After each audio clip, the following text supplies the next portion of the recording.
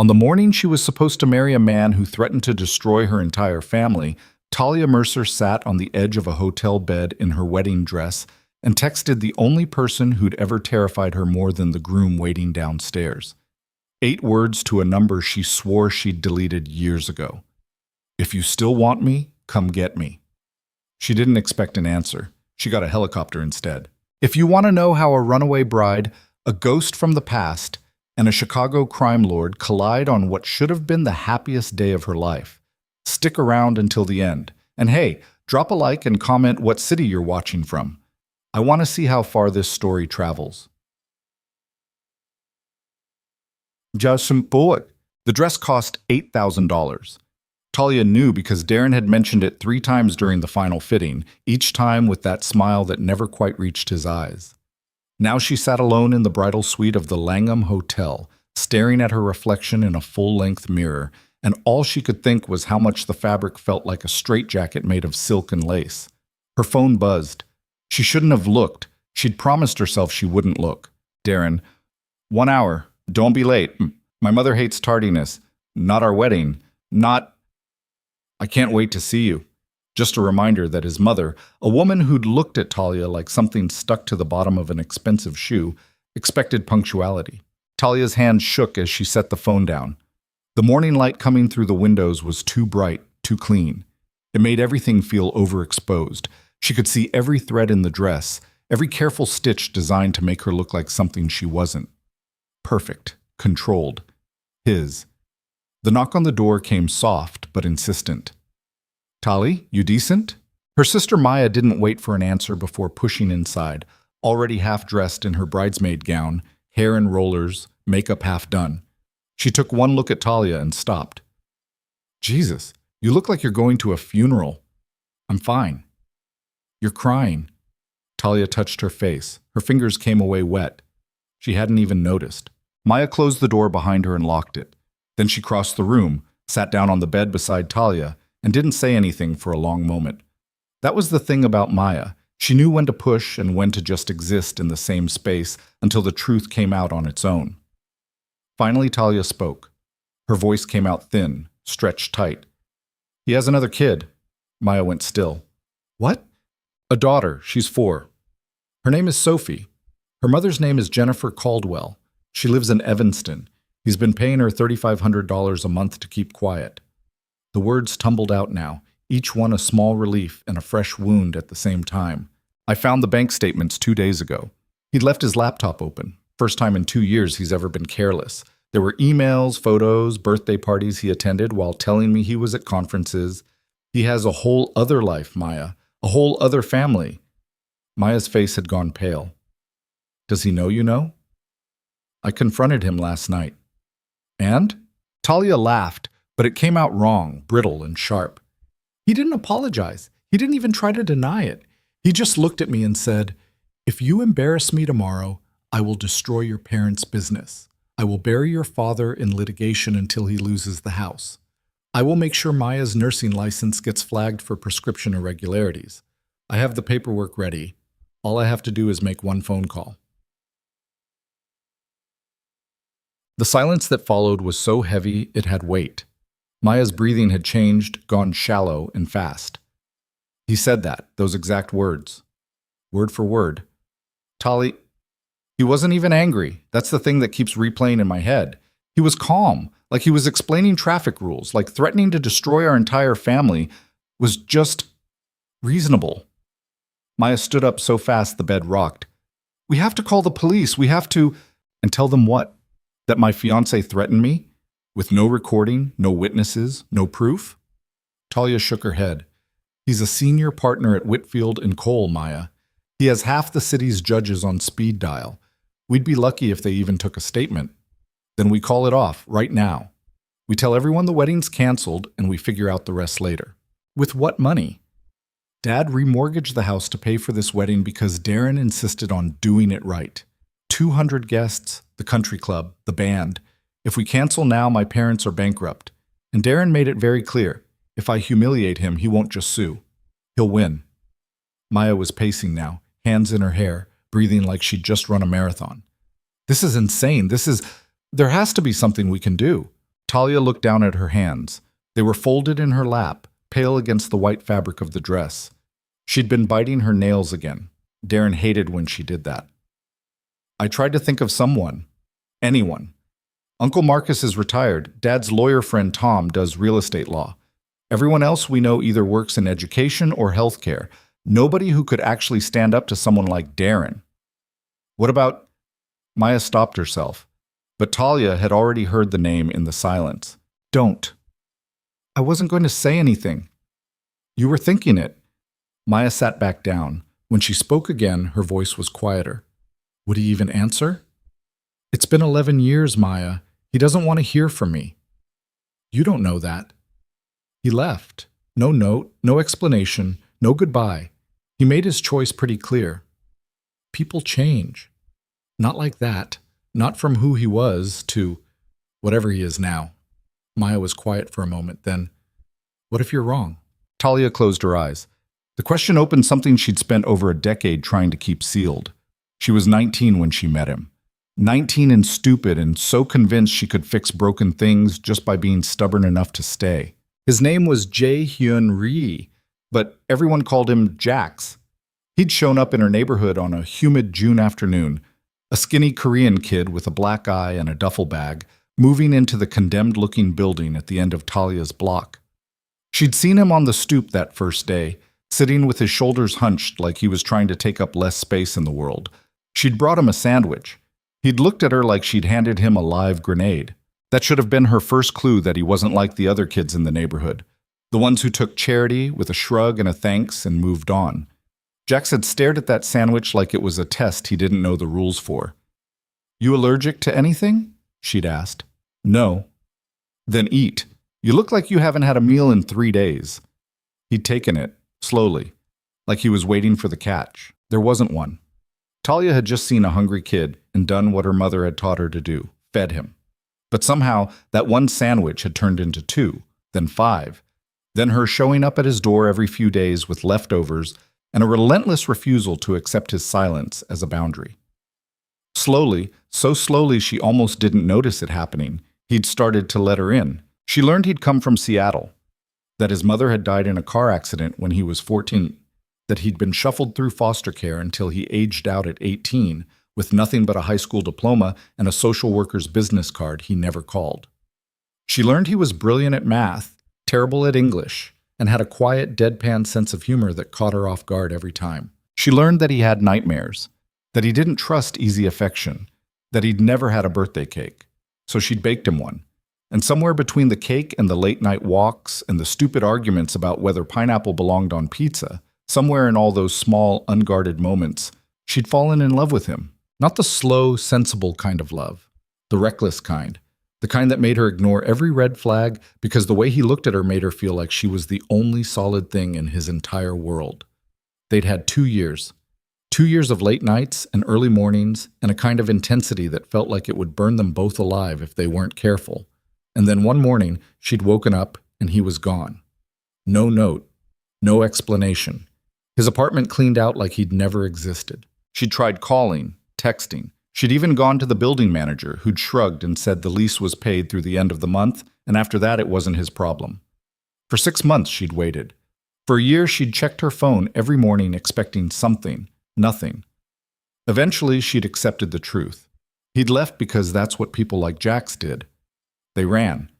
And she'd been a fool to think she could be the exception. Tali. Maya's voice pulled her back. She was holding out Talia's phone. Just think about it, okay? Talia took the phone. Her hands were still shaking. She opened her contacts and scrolled to the J's. The number was still there. She'd told herself 100 times she'd deleted it, but she hadn't. She'd just buried it under enough new names that she wouldn't see it by accident. Jax. Her thumb hovered over the name. What would I even say? She whispered. Maya's expression softened. The truth. 20 minutes later, Talia stood alone in the bathroom with the door locked and the shower running to cover the sound of her breathing. She'd typed and deleted 4 different messages. Everything sounded wrong, desperate, pathetic, like she was still that 19-year-old girl waiting for a boy who'd already decided she wasn't worth staying for. Finally, she just wrote the simplest version of the truth. If you still want me, come get me. She hit send before she could second guess herself. Then she sat on the edge of the bathtub and waited. 1 minute, 5, 10. Nothing. Of course nothing. What had she expected? That he'd been sitting around for 11 years waiting for her to text? That he even still had the same number? She was about to put the phone down when it buzzed. Not a text. A call. The name on the screen, Jax. Her heart stopped. She answered. For a moment there was only silence on the other end. Then a voice, deeper than she remembered, rougher, but unmistakably his. "Where are you?" 3 words. No hello. No, is this really you? Just immediate, focused, like he'd been waiting for this call his entire life.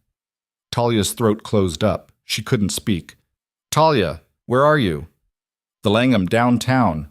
Room 1804. "What time?" "The ceremony's at 2. Silence again. Then, "I'll be there in 90 minutes. The line went dead. Talia sat there staring at her phone, her pulse hammering so hard she could feel it in her teeth. He was coming. She didn't know what that meant, didn't know if he was going to show up and tell her to grow a spine and handle her own problems, or if he was going to... She didn't let herself finish the thought. Instead, she stood up, turned off the shower, and went back into the suite where her mother was waiting with the veil and a lipstick that cost more than Talia's first car. "There you are," her mother said, smiling that tight, anxious smile she'd been wearing for weeks. "We need to fix your makeup, sweetheart. You've been crying." "I'm fine, Mom." "Of course you are. It's your wedding day. Every bride cries."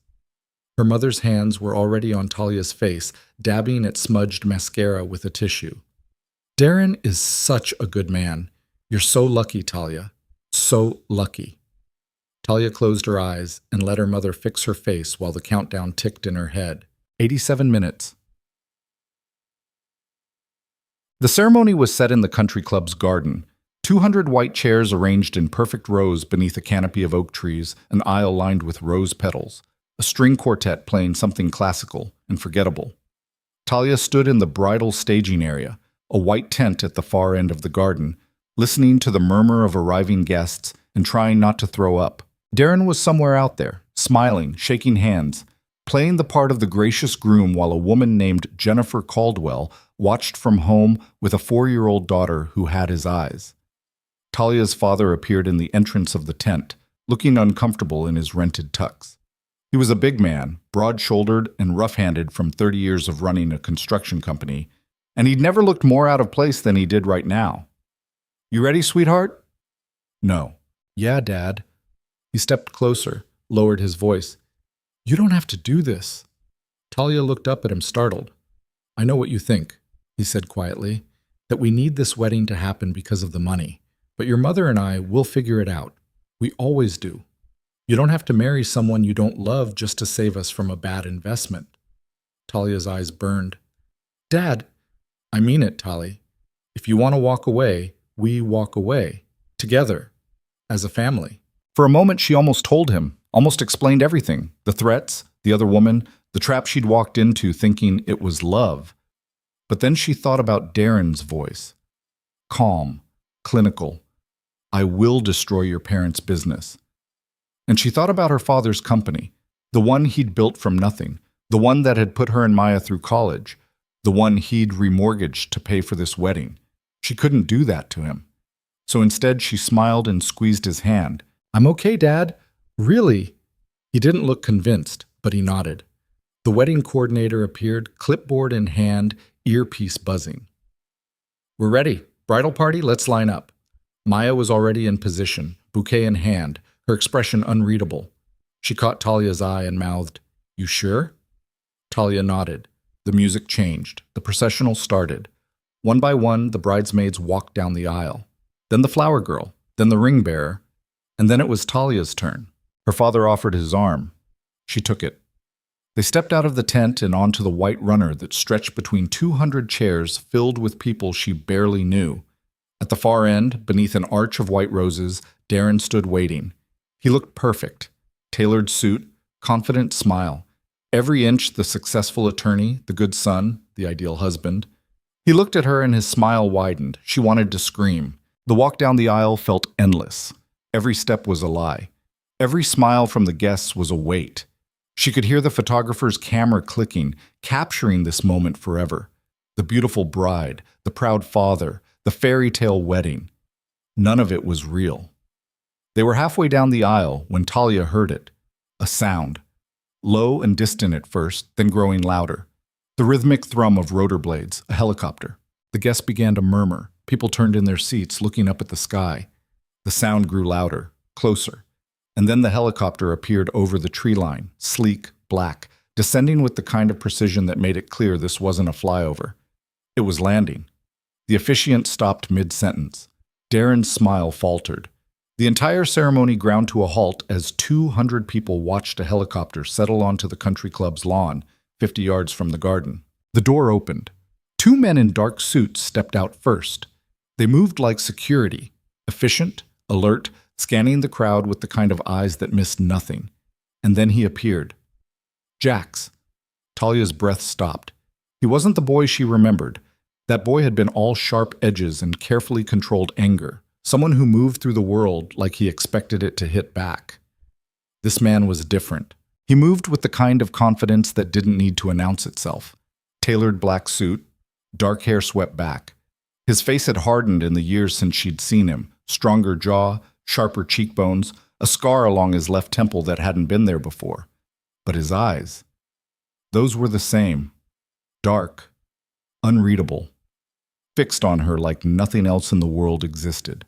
He walked toward the ceremony. The 2 security men flanked him, and the crowd parted without anyone saying a word. It wasn't fear exactly. It was something deeper, instinctive, the same way you stepped aside when something bigger and more dangerous moved through your space. Talia stood frozen at the altar, her father's arm still linked with hers. Darren stepped forward, his expression shifting from confusion to anger. What the hell is this? Jax didn't acknowledge him. He walked straight up the aisle, stopped 3 feet from Talia, and looked at her. Just her. You called for me.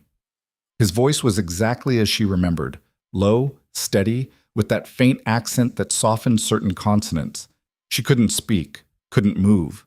He extended his hand. Let's go. No explanation, no apology, just certainty. Somewhere behind her, Darren was shouting, You can't just... This is my wedding. Jax's eyes shifted to him. It was the barest glance, less than a second, but Darren stopped talking. Talia's father was staring at Jax, his face unreadable. Tali, who is this? She finally found her voice. Someone I used to know. Do you want to go with him? The question hung in the air, did she? She looked at Darren, at the man she'd almost married, the man who'd threatened her family, the man who had another life, another child, another version of this exact moment playing out somewhere else. Then she looked at Jax, at the boy who'd left her, the man who'd just landed a helicopter in the middle of her wedding because she'd asked him to. She dropped her bouquet. I'm sorry, Dad. Then she took Jax's hand. The crowd erupted. Darren lunged forward, but one of Jax's security men stepped between them with the kind of speed that suggested he'd been expecting it. Darren's face went red. You don't know who you're fucking with. Jax turned back, just enough to meet Darren's eyes. Yes, he said quietly. I do.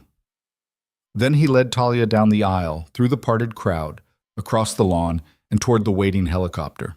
Behind them, chaos. Shouting. Her mother's voice calling her name. Maya running after them, stopped by security.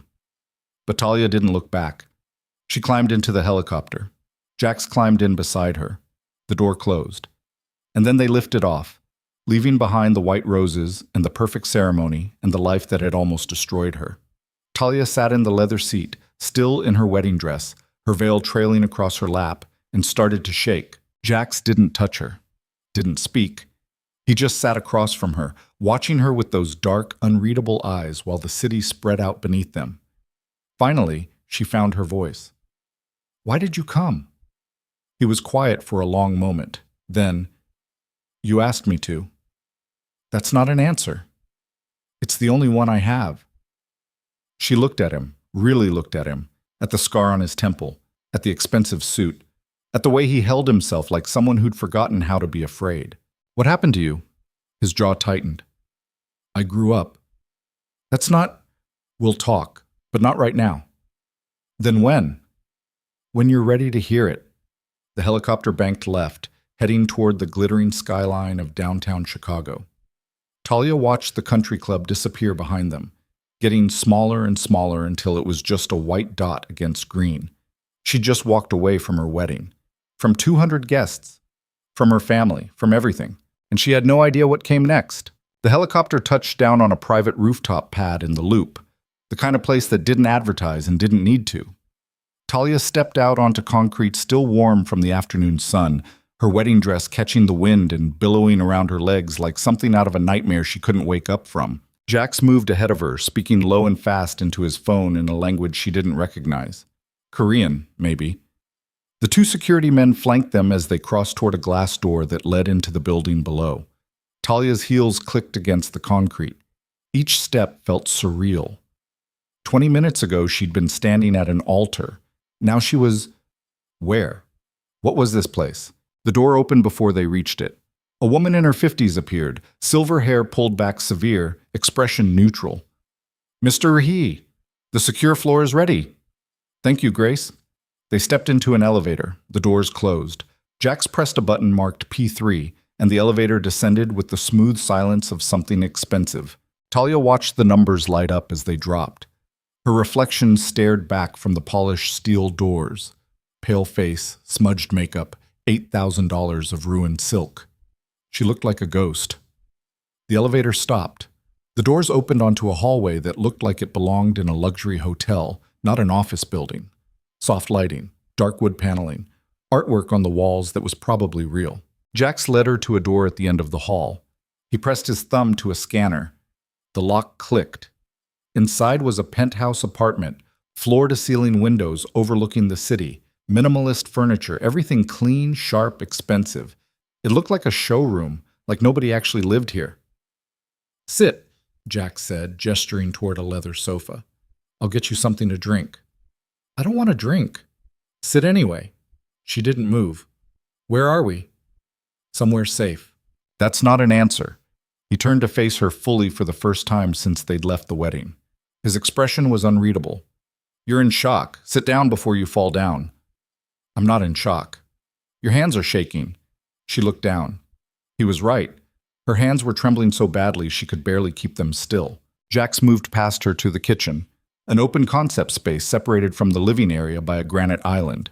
He poured water into a glass, brought it back, held it out to her. She didn't take it. Talia, don't use my name like that. Like what? Like you have the right. Something flickered across his face, almost too fast to catch. Fair enough. He set the glass on the coffee table and stepped back, giving her space. The distance felt deliberate, calculated. Talia's chest tightened. I need you to explain what just happened. You texted me. I came. You left with me. That's not... What do you want me to say? I want you to tell me why you disappeared 11 years ago without a word. The words came out louder than she'd intended, sharper. I want you to tell me where you've been, what you've been doing, how you went from living in a shithole apartment with no furniture to landing helicopters at country club weddings. Jax was quiet for a long moment. Then he walked to the windows and stood looking out at the city, hands in his pockets. I left because I had to. That's not good enough. It's the truth. It's a cop-out. He turned. His eyes had gone hard. You want the full story? Fine. I left because the life I was living, the one where I pretended I could be normal, where I worked construction and paid rent and played house with a girl who thought she could fix me, that life was going to get me killed. Or worse, get you killed. Talia felt something cold slide down her spine. What are you talking about? You never asked where I came from. You just decided I was some sad immigrant kid who needed saving and threw yourself at the project. That's not... wasn't it? His voice was flat. You brought me food. You taught me English. You introduced me to your family like I was a stray dog you'd found in the street. And I let you. Because for a little while I could pretend that's all I was. Then what were you? He didn't answer right away. When he did, his voice was quieter, colder. My mother didn't die in a car accident. She was murdered. execution style. 2 bullets to the back of the head in a warehouse in Seattle because she saw something she shouldn't have. The room tilted. Talia grabbed the back of the sofa to steady herself. Jax kept talking, each word precise and brutal. I was 14. I testified against the men who killed her. The prosecutor promised me witness protection. New name, new city, new life. They sent me to Chicago and stuck me in foster care with a caseworker who checked on me once a month. By the time I turned 18, I'd moved 6 times to stay ahead of the people looking for me. Jax? Then I met you. And for 2 years I forgot. I actually let myself believe I could have something normal, something good. And then one of them found me. Talia's throat closed. His name was Anton Volkov, Russian mob. He cornered me outside your building one night and told me he knew exactly who I was, where I lived, and who I spent my time with. He had pictures, Talia, of you, of your parents, of Maya. He told me if I didn't disappear within 24 hours, he'd start with your little sister and work his way up. She couldn't breathe, so I left. I emptied my apartment, wiped my phone, and vanished, and I made sure there was no trail back to you. You could have told me. No, I couldn't. You would have done exactly what you're doing right now. Tried to fix it, tried to help, and you would have gotten yourself killed. Talia's legs gave out. She sank onto the sofa, the wedding dress pooling around her like a collapsed parachute. Jax moved to the bar card in the corner, poured 2 fingers of whiskey into a glass, and knocked it back in one swallow. When he turned around again, his expression had shifted, less controlled, more raw. You want to know what I've been doing for 11 years? I built an empire. I took every brutal lesson those men taught me, and I used it to become someone they couldn't touch. Someone who could burn their world down if they so much as looked at me wrong. What kind of empire? The kind you don't want details about. Try me. His jaw tightened. Import, export, security consulting, real estate development, all of it legal on paper, most of it legal in practice. And the rest? The rest is what keeps the legal parts running. She stared at him. You're a criminal. I'm a businessman. That's the same thing. No, it's not. He poured another drink but didn't touch it. Criminals are sloppy. They're greedy. They take shortcuts and leave bodies. I don't do any of that. I run clean operations with clean money and very clear boundaries. Then why do you need security that looks like Secret Service? Because clean doesn't mean safe. Talia's head was spinning. This didn't make sense. None of it made sense. The boy she'd known, the one who'd struggled to read street signs and flinched when people raised their voices, how did he become this? Why did you come today? She asked quietly. I told you. The real reason. Jax finally picked up the second glass of whiskey. He walked over and held it out to her. This time, she took it. He sat down in the chair across from her, elbows on his knees, hands clasped. I've been keeping tabs on you. Her stomach dropped.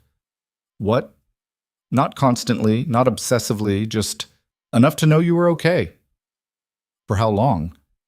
11 years. The whiskey burned her throat. That's insane. Probably. You had no right. I know. Then why? He looked at her, really looked at her, and for the first time since the helicopter, she saw something break through the controlled exterior. Because I never stopped caring what happened to you. The words hung between them.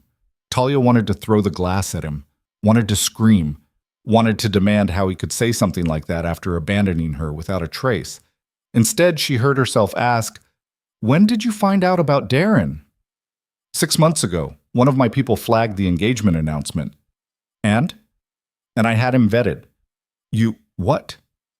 Background check, financial records, case history, personal relationships, the works. Talia set the glass down before she crushed it. You investigated my fiancé. I investigate everyone who gets close to you. That's not normal, Jax. I never claimed to be normal. She stood up. The room swayed. You had no right to spy on my life. I had every right. His voice was still calm, infuriatingly calm. You think it's a coincidence that Darren's entire operation collapsed the same day you called me? The world stopped. What did you say? Jack stood slowly. I've had a file on Darren Cole for 6 months. Shell companies, offshore accounts. Client funds misappropriated and funneled through real estate deals that only existed on paper.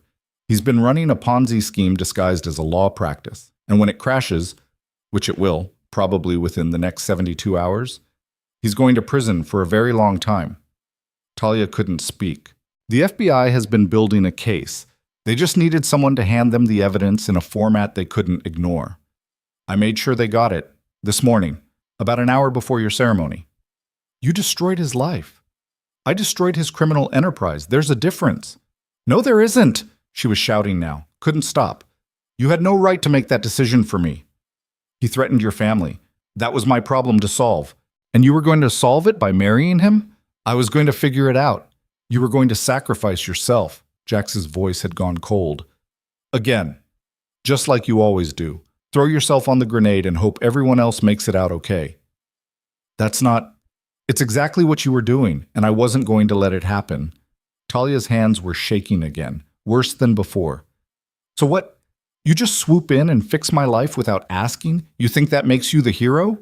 I think it makes me someone who gives a damn whether you destroy yourself for people who don't deserve it. You don't get to decide that. Someone has to. It's not your job. Then whose is it? He stepped closer. Not threatening. Just present. Solid. Your father? He's a good man, but he's drowning in debt because Darren convinced him a big wedding was an investment in your future. Your mother? She's so desperate to see you settled that she'll ignore every red flag as long as it ends in grandchildren. Maya? She's got her own life to manage. So who? Talia? Who's looking out for you? I don't need anyone. Yes, you do. His voice was quiet now, almost gentle. Because the version of you that takes care of everyone else doesn't have anyone taking care of her. And that's how men like Darren happen. They see the cracks, they find the soft spots, and they exploit them until there's nothing left. She wanted to argue, wanted to tell him he was wrong, but her throat was too tight and her eyes were burning and the truth was sitting in her chest like a stone. He was right. She had been about to marry a man who threatened her family, who had another child he'd hidden, who'd looked her in the eye and told her he'd destroy everything she loved if she embarrassed him, and she'd been prepared to go through with it because she couldn't see another way out. The tears came before she could stop them. Big, ugly, gasping sobs that shook her whole body. Jax didn't move to comfort her, didn't reach out. He just stood there, watching her fall apart in an $8,000 wedding dress in the middle of his sterile penthouse apartment. When she finally got herself under control, her voice came out raw. I hate you. I know. I hate that you left. I know. I hate that you came back. I know that too. She wiped her face with the back of her hand. Her makeup was everywhere. She probably looked like a disaster. What happens now? Now you breathe, you eat something, you sleep, and tomorrow we figure out the rest. I can't go home. You're not going home, you're staying here. Jax, it's not a negotiation. Darren's about to realize his life is over. When that happens, he's going to look for someone to blame. I'm not letting you be an easy target. My family, is being looked after. I've got people watching your parents' house and Maya's apartment. Nobody gets close without clearance. Talia's head was pounding. You planned all of this. Yes, before I even texted you. I had contingencies in place. Your text just moved up the timeline.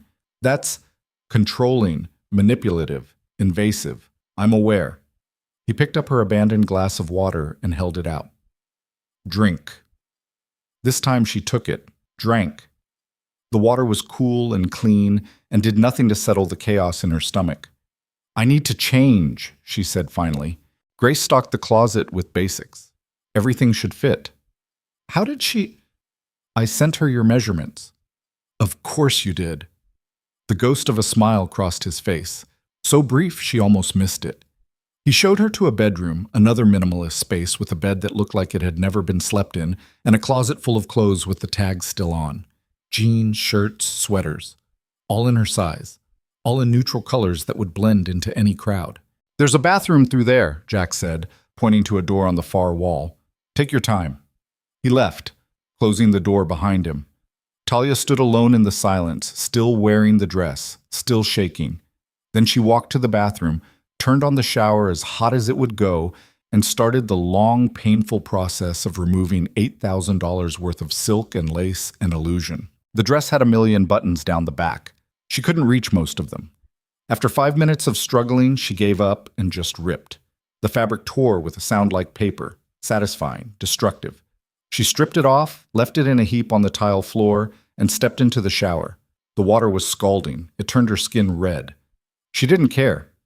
She stood under the spray until it ran cold, then stood under the cold water until she couldn't feel her fingers. When she finally got out, she found a towel that was somehow both the softest and most expensive thing she'd ever touched. She dried off mechanically, then pulled on the clothes Jax had left. Dark jeans, a gray sweater, everything fit perfectly. Of course it did. She looked at herself in the mirror, no makeup, hair wet and tangled, dark circles under her eyes. She looked like someone who'd just burned her life down, which she supposed was accurate. When she came back out to the living room, Jax was on the phone again. He saw her and wrapped up the call quickly. Hungry? No. You need to eat. I need answers. He sighed. Sit. She sat. He disappeared into the kitchen and came back with a plate. Bread, cheese, fruit. Simple. He set it in front of her. Eat first, then we talk. I'm not a child. Then stop acting like one. The words landed like a slap. Talia grabbed a piece of bread just to have something to do with her hands. Jack sat across from her again, same position, elbows on knees, hands clasped. Ask, he said.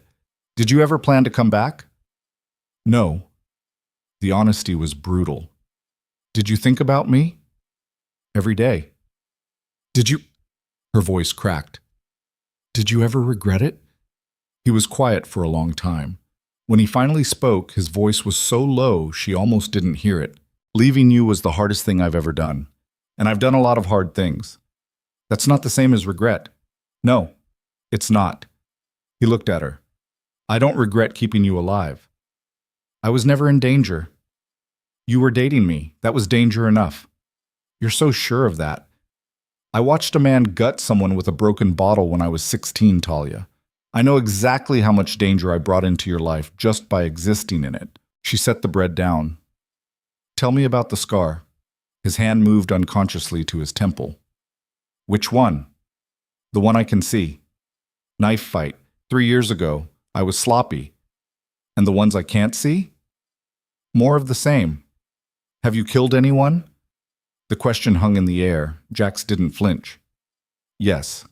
Her stomach turned. How many? Does it matter? Yes. 3. All in self-defense. All men who were actively trying to kill me or people I was protecting. Is that supposed to make it better? No, it's supposed to be the truth. Talia pulled her knees up to her chest. The sweater was warm, but she was still cold. I don't know how to process this. You don't have to, not tonight. Then when? When you're ready. And if I'm never ready? Then you walk away. I'll make sure you're safe, set you up somewhere Darren can't touch you, and you never have to see me again. Just like that. Just like that. She didn't believe him.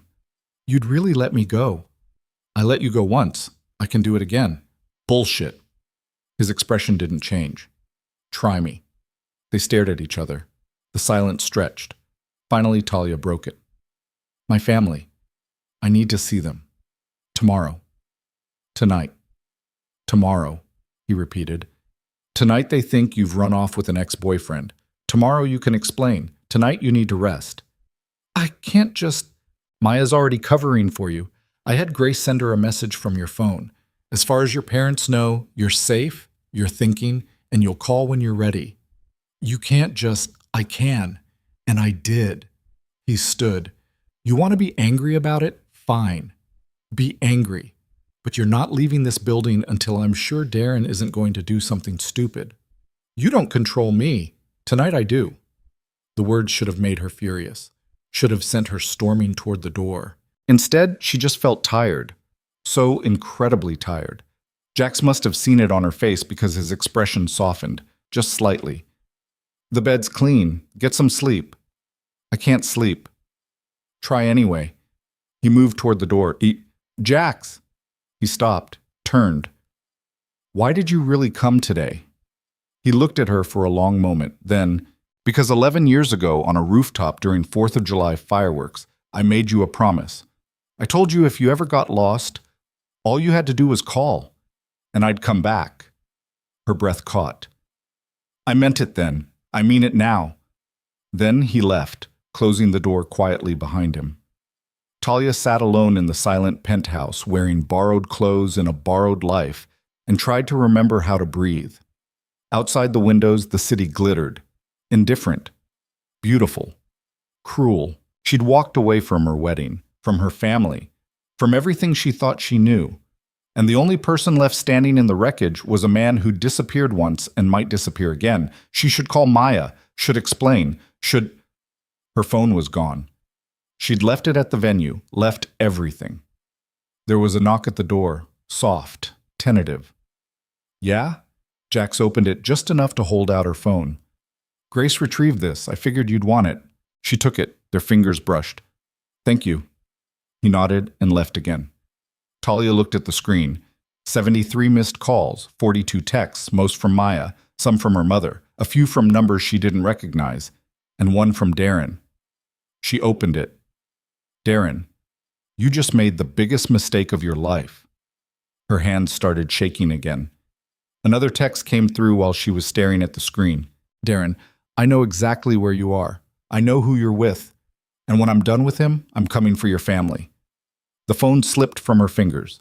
She stood, crossed to the door, pulled it open. Jax was in the living room, still on his phone. He looked up when he heard her. She held out her phone without a word. He read the messages. His expression went flat, dangerous. Then he made a call. It's me. Track Darren Cole's phone. Now. And I want eyes on him within the hour. He paused. Listened. I don't care what you have to do. Find him. He hung up, looked at Talia. Go to bed. He's not going to do anything. I'll handle it. How? That's not something you need to worry about. Jax, Talia. He stepped closer, close enough that she had to tilt her head back to meet his eyes. I have spent 11 years building the kind of power that makes men like Darren Cole irrelevant. He thinks he's dangerous because he can file lawsuits and make threats. He has no idea what actual danger looks like. You're going to hurt him. No, I'm going to make him disappear. There's a difference. That's not... Go to bed. It wasn't a request. Talia went back to the bedroom and closed the door. She didn't sleep. She lay in the dark, listening to the muffled sound of Jax's voice through the walls as he made call after call after call. At some point, exhaustion won. Her eyes closed, and when she opened them again, pale morning light was streaming through the windows. She sat up slowly. Her body ached like she'd run a marathon. The apartment was silent. She got up, padded to the door, opened it carefully. Jax was asleep on the couch, still fully dressed. His phone was on the coffee table beside an empty glass. He looked different when he wasn't awake. Younger, less controlled. More like the boy she remembered. Talia stood there for a long moment, watching him breathe. Then his eyes opened. He didn't startle, didn't move, just looked at her. Morning. Did you sleep at all? Some. Liar. The corner of his mouth twitched, almost a smile. Darren? In custody. FBI picked him up at 4 this morning. They found him trying to board a private flight to the Caymans with $200,000 in cash and a fake passport. Talia's legs went weak. She sat down on the arm of the couch. He's really gone. He's really gone. What about the threats? My family? The evidence against him is airtight. He's looking at 15 to 20 years minimum. He won't have time to think about revenge. And if he does? Jack sat up. His hair was messy. His shirt wrinkled. He looked almost human. Then he'll have to go through me. And that's not happening. Talia wanted to believe him, wanted to feel safe. But safety was a luxury she'd learned not to trust. I need to see my family. I know. I'll take you. When? Whenever you're ready. She looked at him, really looked at him. I don't know if I can forgive you for leaving. I'm not asking you to. And I don't know if I can forget what you've become. I wouldn't want you to. Then what do you want? He was quiet for a long moment. I want you to be safe. I want you to be happy. And if that means I stay in your life, or if it means I walk away again, I'll do whichever one gets you there. The words settled between them. Talia stood. Take me home. Her parents' house looked exactly the same. Same blue shutters, same rose bushes her mother obsessed over, same crooked mailbox her father kept meaning to fix. Talia sat in the back of Jax's car, a sleek black sedan with windows tinted so dark she could barely see out, and stared at the front door. You want me to come in with you? Jax asked. No. I'll wait here. She nodded. Then she got out and walked up the familiar path to the familiar door. Before she could knock, it opened. Maya stood there, still in her bridesmaid dress, hair a mess, eyes red. You fucking bitch! Then she pulled Talia into a hug so tight it hurt. Talia held on. I'm sorry. You should be. Maya's voice was muffled against her shoulder. Mom's been crying for 12 hours straight, and Dad's torn between being proud of you and wanting to strangle whoever that guy was. Is he here? Waiting in the kitchen, Mom's upstairs. I told them you'd called me last night and said you were safe but needed time. Thank you. Maya pulled back, looked at her. Who is he, Tali? Someone I used to know. That's not an answer. It's the only one I have right now. Maya's eyes narrowed. Did he hurt you? No. Is he going to? Talia thought about that. About the helicopter and the penthouse and the cold precision with which Jax had dismantled Darren's entire life. I don't know. That's not comforting. I know. Maya sighed. Mom's going to want answers. I'll tell her what I can. They walked inside together. The house smelled like coffee and her mother's lavender candles. Normal, safe. Her father was sitting at the kitchen table, still in his tux pants and undershirt. He looked like he'd aged 10 years overnight. When he saw Talia, he stood. Dad! He crossed the kitchen in 3 strides and pulled her into a hug that lifted her off her feet. You scared the hell out of me, sweetheart.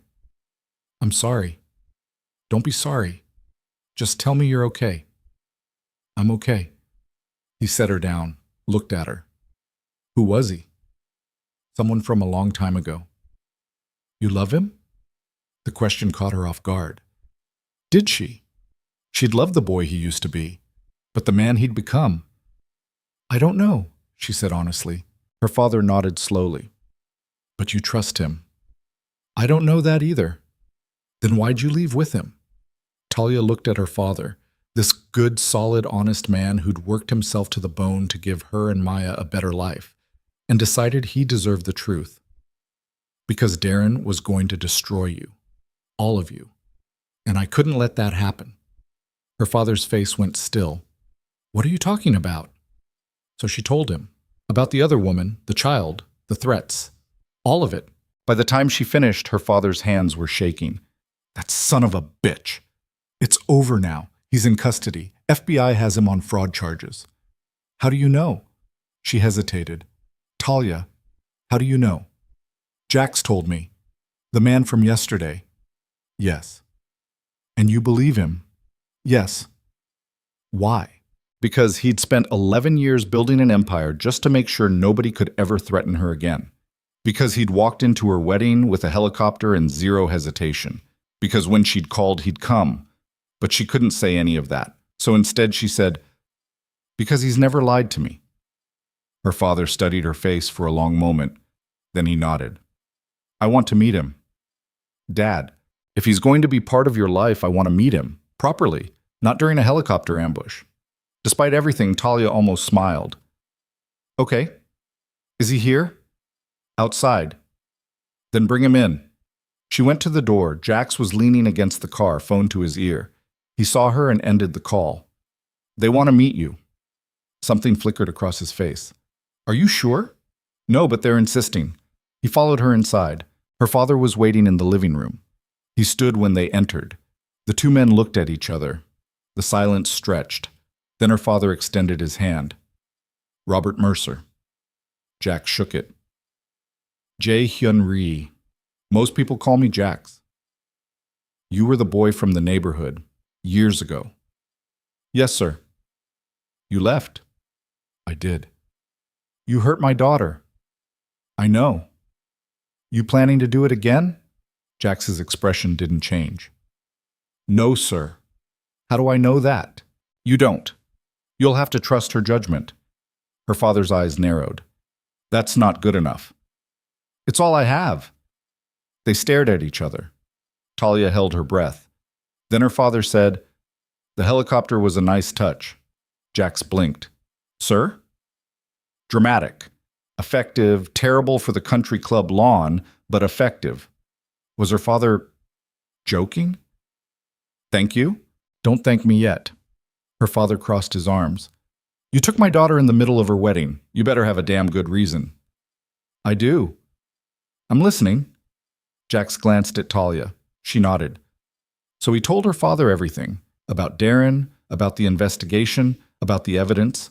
Her father listened without interrupting. When Jax finished, he was quiet for a long time. Then, "You've been watching her." Yes. For how long? 11 years. That's, obsessive, controlling, inappropriate, I'm aware. I was going to say dedicated. Jax's expression flickered. Surprise. Her father sighed. I'm not happy about how this happened, but I'm glad she didn't marry that bastard, and I'm glad someone was paying attention when the rest of us were too blind to see what he really was. Dad, Talia started. Let me finish. He turned to Jax. You hurt her again. I don't care how many helicopters you have. I'll find a way to hurt you back. We clear? Crystal. Good. Her father extended his hand again. This time, when Jax shook it, he smiled. Welcome back. I think. Footsteps on the stairs. Talia's mother appeared, still in her robe, face blotchy from crying. She saw Talia, and her face crumpled. Mom! Her mother crossed the room and slapped her. The crack echoed. Talia's cheeks stung. She didn't move. How could you? Her mother's voice was shaking. How could you embarrass us like that? In front of everyone? Do you have any idea what people are saying? Mom, I can explain. Explain? Her mother laughed. It came out bitter. Explain why you ran off with some stranger and left your father and me to face 200 guests who just watched our daughter destroy her own wedding? He wasn't a stranger. I don't care who he was. You humiliated us. Linda. Her father's voice was quiet but firm. That's enough. Don't tell me it's enough. Darren was going to hurt her, hurt all of us. She was protecting us. Her mother stopped. What? So Talia's father explained. Again. Every detail. By the time he finished, her mother had gone pale. She looked at Talia, then at Jax, then back at Talia. You should have told us. I couldn't. He threatened... I know what he threatened. Your father just told me. Her mother's voice was softer now, broken. But you're my daughter. You should have told me. I'm sorry. Her mother pulled her into a hug. Talia held on, feeling like she was 10 years old again. When they finally separated, her mother looked at Jax. You, kitchen, now. Jax followed without argument. Talia moved to go with them, but her father caught her arm. Let her. Dad, your mother needs this. So Talia waited in the living room with her father while her mother interrogated Jax in the next room. She couldn't hear the words, just the tone. Her mother's voice, sharp and insistent. Jax's voice, low and steady. It went on for 20 minutes. Finally, her mother came back out. He's intense, Talia almost laughed. Yeah. And clearly dangerous, yeah. But he loves you. The words hit like a physical blow. Mom, I'm not blind, Talia. I saw the way he looked at you yesterday. That man would burn the world down for you. That's not... It's exactly love. Twisted, maybe. Complicated, definitely. But love. Her mother sat down on the couch. The question is, do you love him? Talia opened her mouth, closed it. Did she? I don't know, she said finally. Her mother nodded. Then you need to figure it out. Because a man like that, you can't keep him at arm's length forever. Eventually, you have to choose. Before Talia could respond, Jax appeared in the doorway. I should go. Already? Her father asked. You have things to discuss. As a family. I'm not part of that. Yet, her mother said. Jax's expression didn't change, but something in his eyes shifted. He looked at Talia. You staying here? She should say yes, should stay with her family, process, breathe. But the words that came out were, no, I'll come with you. Her mother stood. Talia, poisa. I need time, Mom, to think, to figure things out. I can't do that here. Then where? Somewhere safe, I promise. Her parents exchanged a look. Finally, her father nodded. Okay, but you call us. Every day. I will. Maya appeared in the doorway. I'm coming too. Maya, don't argue. Someone needs to make sure you don't do anything stupid. Again. Jax made a sound that might have been a laugh. 10 minutes later, Talia and Maya were in the back of Jax's car, pulling away from the house. Talia watched her parents standing on the porch through the rear window. They looked small, worried. She'd just blown up her entire life, and she still had no idea what came next. Maya was texting rapidly on her phone. So, are we going to talk about the fact that you just ran away with a crime lord? He's not a crime lord. He landed a helicopter at your wedding and made your fiancé disappear within 12 hours. That's crime lord behavior, Tali. He's a businessman. Sure. And I'm the Queen of England. Jax's voice came from the front seat. She's not wrong. Talia and Maya both stared at him. About which part? Talia asked carefully. All of it. The car pulled up to a stoplight. Jax met Talia's eyes in the rearview mirror. I'm not a good man, Talia. I've done things you wouldn't forgive if you knew the details. But I'm the man who came when you called. And right now, that's going to have to be enough. The light turned green. They drove into the city, into whatever came next, and Talia realized with a cold, clear certainty there was no going back. Whatever happened now, she'd chosen this. The penthouse felt different with Maya in it, less sterile, more alive. She'd claimed the second bedroom within 10 minutes of arrival, declaring it decent but soulless, before promptly rearranging the furniture and demanding to know where Jax kept his coffee. Talia sat at the kitchen island, watching her sister move through the space like she owned it, asking questions Jax answered with surprising patience. So this whole floor is yours? Yes. Just this floor or the whole building? The top 8 floors. Maya stopped mid-pour. You own 8 floors of a downtown Chicago high-rise. Technically, the holding company owns it, but yes. Jesus Christ. Maya finished pouring her coffee and turned to face him.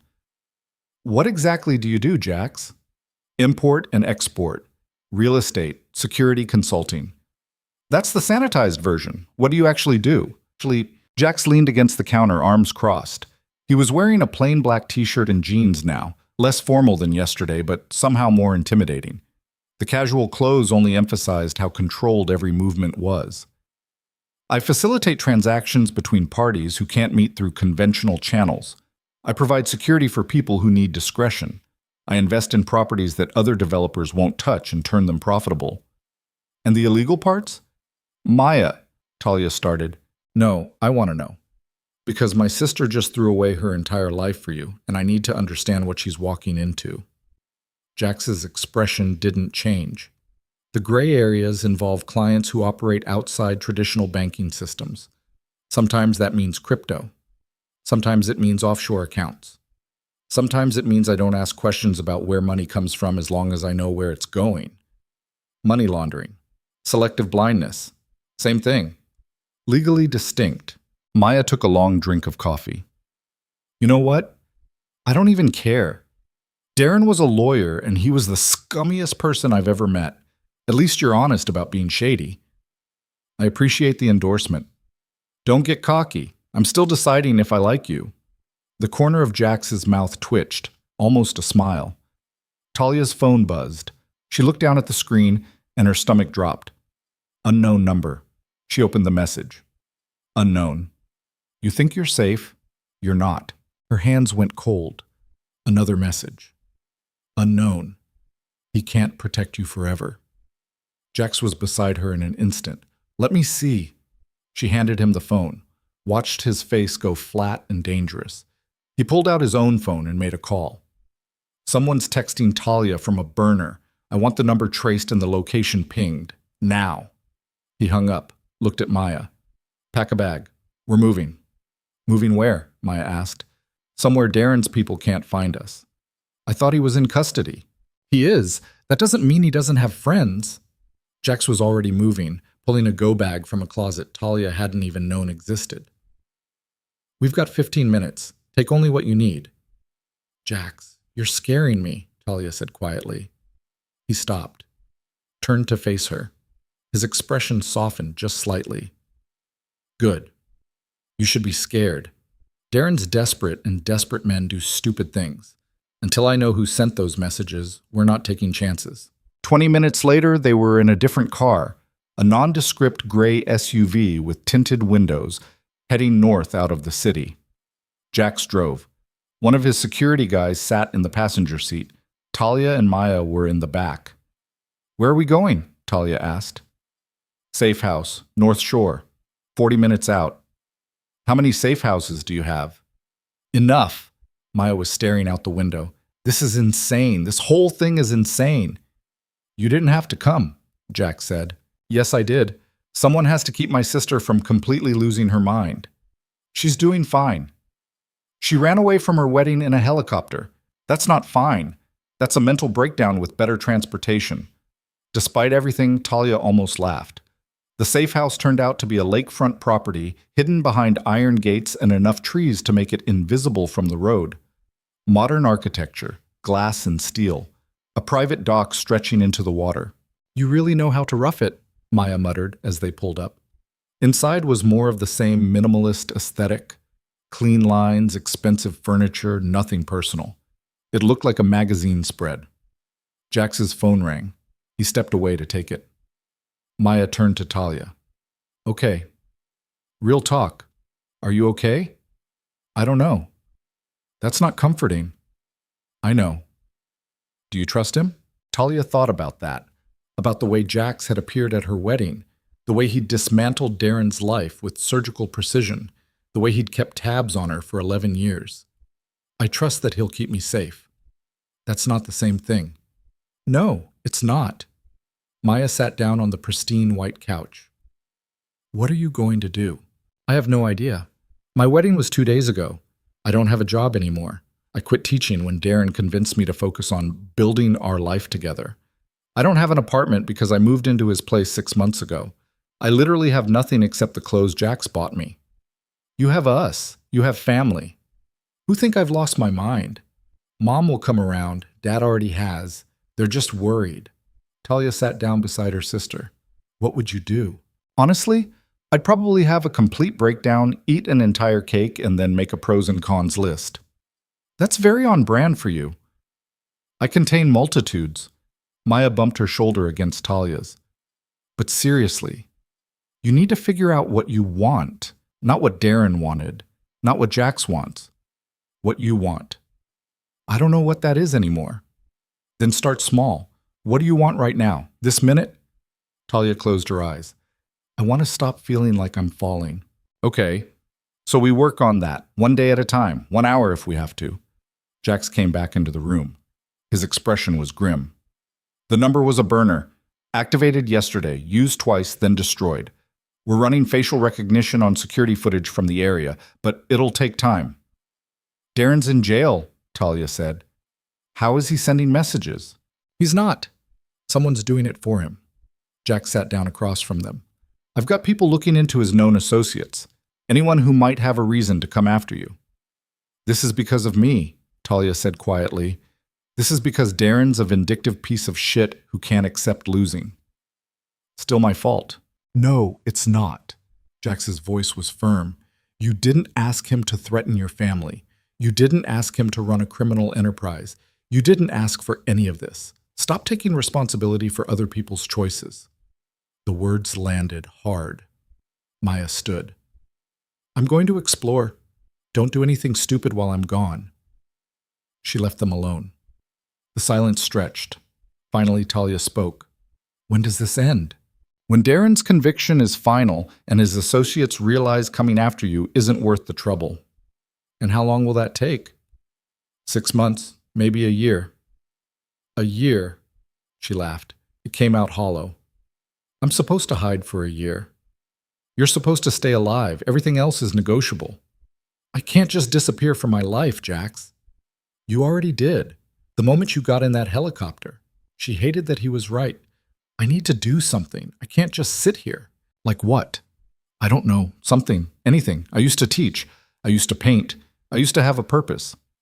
Jax was quiet for a moment. Then, there's a studio upstairs. Light's good. You could paint. You have an art studio. The previous owner was an artist. I kept the space. Why? He didn't answer. She stood. Show me. He led her up a floating staircase to the second floor. At the end of the hall was a room with floor-to-ceiling windows overlooking the lake. Natural light poured in. Hardwood floors, built-in shelves that were empty except for dust. It was perfect. I don't have supplies, Talia said. Make a list. I'll have them here by tonight. Just like that. Just like that. She walked to the windows. The lake stretched out gray and endless. Clouds hung low. It looked like rain. Why are you doing this? Doing what? All of it. The safe house. The protection. The art supplies. You could have just made sure Darren went to jail and walked away. Jax came to stand beside her. Not touching, just present. I spent 11 years watching you from a distance, making sure you were safe but never close enough to matter. And every day I told myself it was better this way, that you deserved someone normal, someone who didn't come with the kind of damage I carry. He paused, looked at her. Then you called, and I realized I'd been lying to myself because the truth is, I never stopped wanting to be the one standing next to you. And if you'll let me, I'm not walking away again. The honesty was brutal, raw. Talia's throat tightened.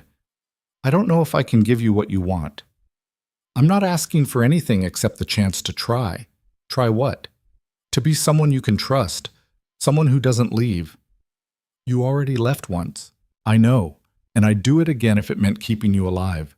But I'd rather find a way to keep you safe and stay. She didn't know what to say to that. So instead, she just stood there, looking out at the lake, while the man who disappeared and reappeared and turned her entire world upside down stood beside her in silence. Her phone buzzed. She pulled it out, expecting another threat. Instead, it was her mother. Mom, are you eating enough? Despite everything, Talia smiled. She texted back, yes, Mom. Mom, good. Call me tomorrow. I love you. Talia, love you too. She looked at Jax. My mom wants to make sure I'm eating. Are you? I had coffee this morning. That's not eating. You sound like her. She's right. Talia's phone buzzed again. This time it was an unknown number. Her stomach clenched. Unknown. You should ask him about Jennifer. She stared at the screen. What is it? Jax was watching her. She held out the phone. His expression went carefully blank. Who's Jennifer? Talia asked. I don't know. Don't lie to me. I'm not Jax. Who is Jennifer? He was quiet for too long. Talia felt something cold slide down her spine. The text says I should ask you about her, so I'm asking. It's probably nothing, someone trying to mess with your head. Then it should be easy to explain who she is. Jax's jaw tightened. I don't know anyone named Jennifer. You're lying. Talia, sit. I can see it on your face. You know exactly who they're talking about. He turned away, ran a hand through his hair. It's complicated. Uncomplicated. The silence stretched so long she thought he wouldn't answer. Then, Jennifer Caldwell, Darren's mistress, the mother of his daughter. Talia's blood went cold. What about her? She called me 3 days ago. The room tilted. She what? She found out about Darren's arrest. She wanted to know if I had anything to do with it. And what did you tell her? The truth. That Darren made his own choices and got caught. Did you meet with her? Yes. The word hit like a slap. When? Yesterday, while you were sleeping. You met with Darren's mistress behind my back. It wasn't like that. Then what was it like, Jax? Explain it to me. He turned to face her. His expression was guarded. She wanted money. Said Darren had promised to support her and Sophie, and now that he's in jail, she has nothing. She threatened to go to the press. Tell them you broke up her family. Talia's hands were shaking. And? And I paid her. You what? 50,000. Enough to keep her quiet and take care of the kid for a while. You paid off Darren's mistress without telling me. I was protecting you. From what? The truth? Bad publicity? From having to deal with it. You've been through enough. That wasn't your decision to make. Her voice echoed in the empty room. Jax didn't flinch. You're right, it wasn't, but I made it anyway. Do you even hear yourself? You keep making decisions for me, about my life, without asking, without telling me. Because you're drowning and someone needs to... I don't need you to save me. I need you to be honest with me. I am being honest. No, you're being controlling. There's a difference. His expression hardened. Fine. You want total honesty? Here it is. I've been watching you for 11 years. I know your routines. I know what coffee shop you go to. I know your parents' mortgage payment and Maya's student loan balance. I know everything, Talia. And yes, I use that information to keep you safe, to keep your family safe. If that makes me controlling, then I'm controlling. The words hung in the air like poison. Talia felt like she couldn't breathe. You've been spying on me. I've been protecting you. For 11 years, without my knowledge, without my consent. Yes, that's not protection, Jax. That's surveillance. It's both. She wanted to scream, to throw something, to demand he take it back. But he wouldn't, because he meant every word. I can't do this. She moved toward the door. Talia, just don't. She left the studio, went downstairs, found Maya in the kitchen making a sandwich. Hey, I found actual food in the... Maya stopped when she saw Talia's face. What happened? He's been watching me for 11 years.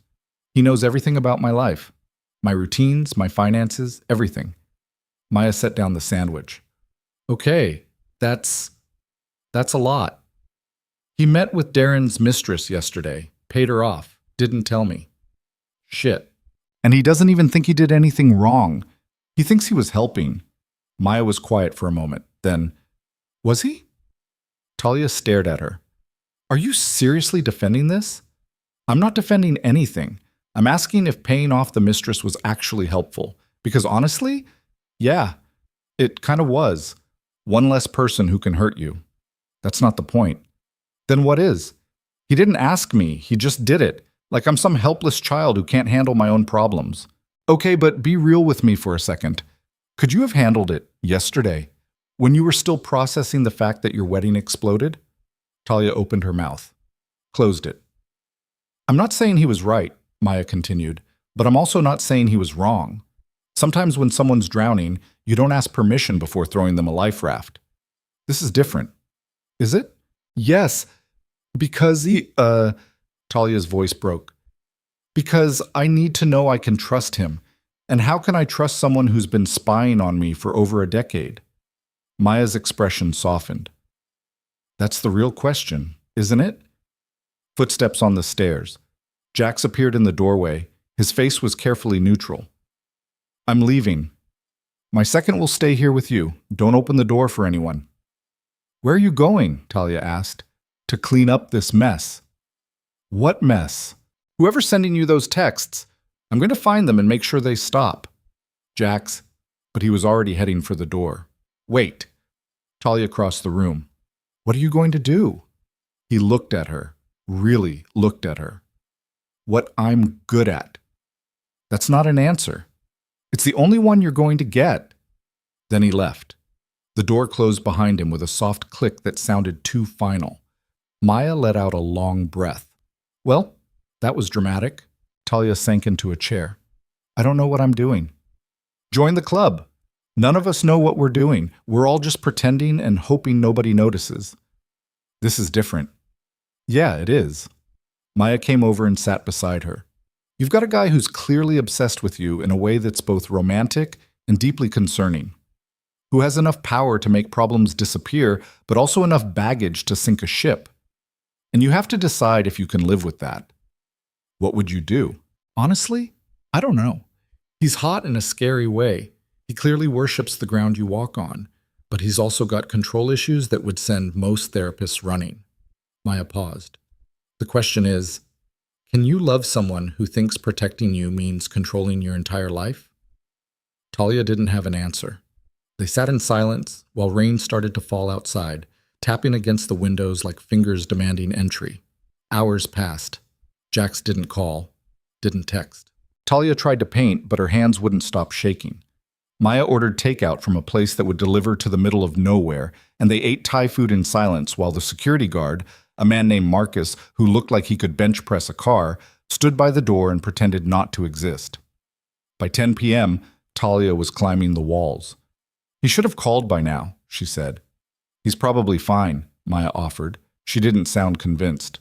What if he's not? What if whoever's sending those texts? Tali, stop. You're spiraling. I can't help it. Her phone buzzed. She grabbed it so fast she almost dropped it. Unknown number. Her stomach turned. Unknown. Ask him about Seattle. Ask him what really happened to his mother. She stared at the message. Maya was reading over her shoulder. What the hell does that mean? I don't know. Another message. Unknown. He's not who you think he is. Talia's hands were trembling. They're trying to mess with me, make me doubt him. Is it working? Yes, God help her, yes. Because the truth was, she didn't know who Jax really was. She knew the boy he'd been. She knew the man he claimed to be. But the space between those two people was filled with 11 years of silence and secrets and carefully constructed walls. What if she'd been wrong about everything? The door opened. Marcus stepped inside, phone to his ear. His expression was grim. We need to move. Now! Talia's heart stopped. What's wrong? Someone just tried to breach the perimeter. Armed. 3 men. Police are en route, but we're not waiting. Where's Jax? I don't know. He's not answering. Maya was already moving, grabbing their bags. Where are we going? Backup location, downtown. More secure. They were out the door and in the SUV within 3 minutes. Marcus drove like he was being chased, which Talia realized with a sick feeling he might be. Rain hammered the windshield. The wipers could barely keep up. Who were they? Talia asked. Don't know yet. But they knew this location. That's not good. Does Jax know? I've sent 6 messages. No response. That wasn't like him. Jax always answered. Always. Unless he couldn't. Talia's phone buzzed again. Unknown. You should have stayed at the wedding. Her blood went cold. Another message. Unknown. Now everyone you love is going to pay. Marcus, she started. The SUV's back window exploded. Glass rained down. Maya screamed. Marcus swerved hard, the vehicle fishtailing on the wet road. Talia looked back. 2 cars behind them. Dark. Fast. Gaining. Hold on! Marcus floored it. They shot forward, the engine roaring. The speedometer climbed. 80, 90, 100. Another shot. This one hit the rear panel with a sound like a hammer on steel. They're trying to disable us, Marcus shouted. He grabbed his phone, punched a button. This is Marcus. Under fire. North Lake Shore Drive. Need immediate backup. The pursuing cars were getting closer. Talia's mind was racing. This wasn't random. This was coordinated, professional. Who had that kind of reach? The answer hit her like ice water. Darren had contacts, money, power. Even from jail, he could make calls, pull strings. He'd threatened her family, threatened to destroy them. And now he was making good on that promise. Marcus took a hard turn. The SUV skidded, tires screaming. They shot down a side street. The cars followed. We need to lose them before we lead them to the backup location, Marcus muttered. Another turn, then another. But the cars stayed with them. Maya was crying. Talia grabbed her hand and held on. It's going to be okay. You don't know that. I know Marcus is good at his job. I know Jax has contingencies. I know. The SUV lurched. Something was wrong. The engine was making a noise it shouldn't make. Marcus swore. They hit something. We're losing power. Can we make it? I don't. The engine died. They coasted to a stop on an empty street, industrial area, warehouses on both sides. No lights, no people. The 2 cars pulled up behind them, blocked them in. Doors opened. 4 men got out, all armed. Marcus turned to face them.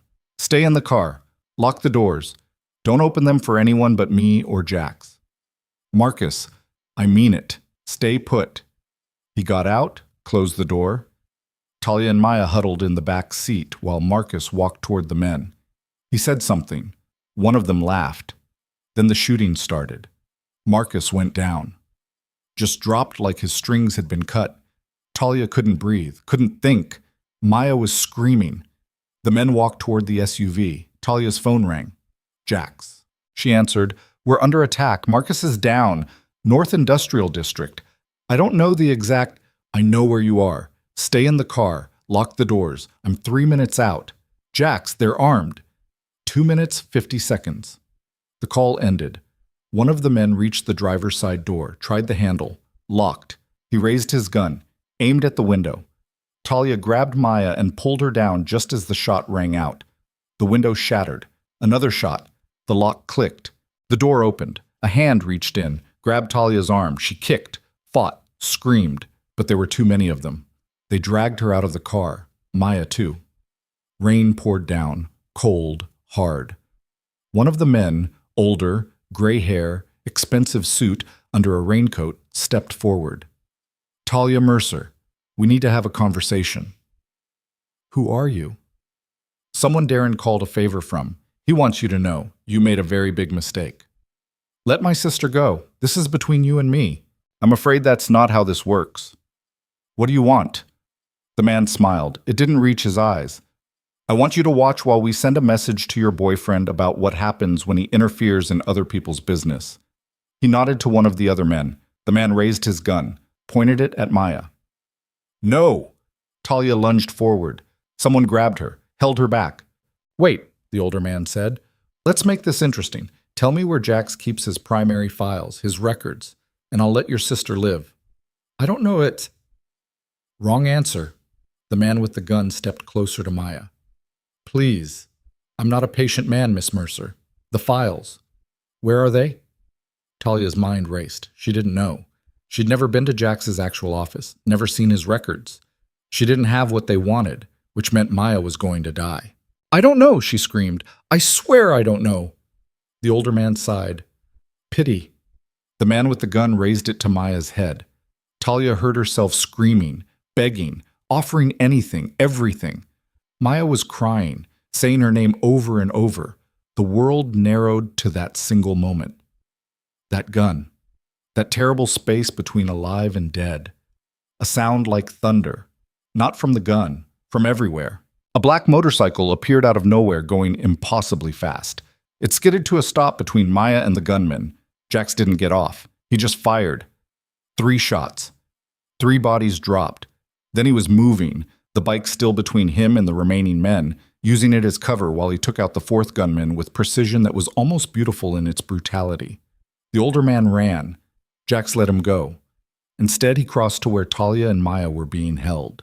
The man holding Talia raised his gun. Jax was faster. 1 shot, the man dropped. Talia fell to her knees in the rain. Jax was there instantly, checking her for injuries. His hands were shaking. "Are you hurt?" She couldn't speak, just shook her head. He moved to Maya, did the same check. Then he pulled out his phone. "I need cleanup at my location. Multiple bodies. And get me an ambulance for Marcus, now." He ended the call, looked at them both. "Can you walk?"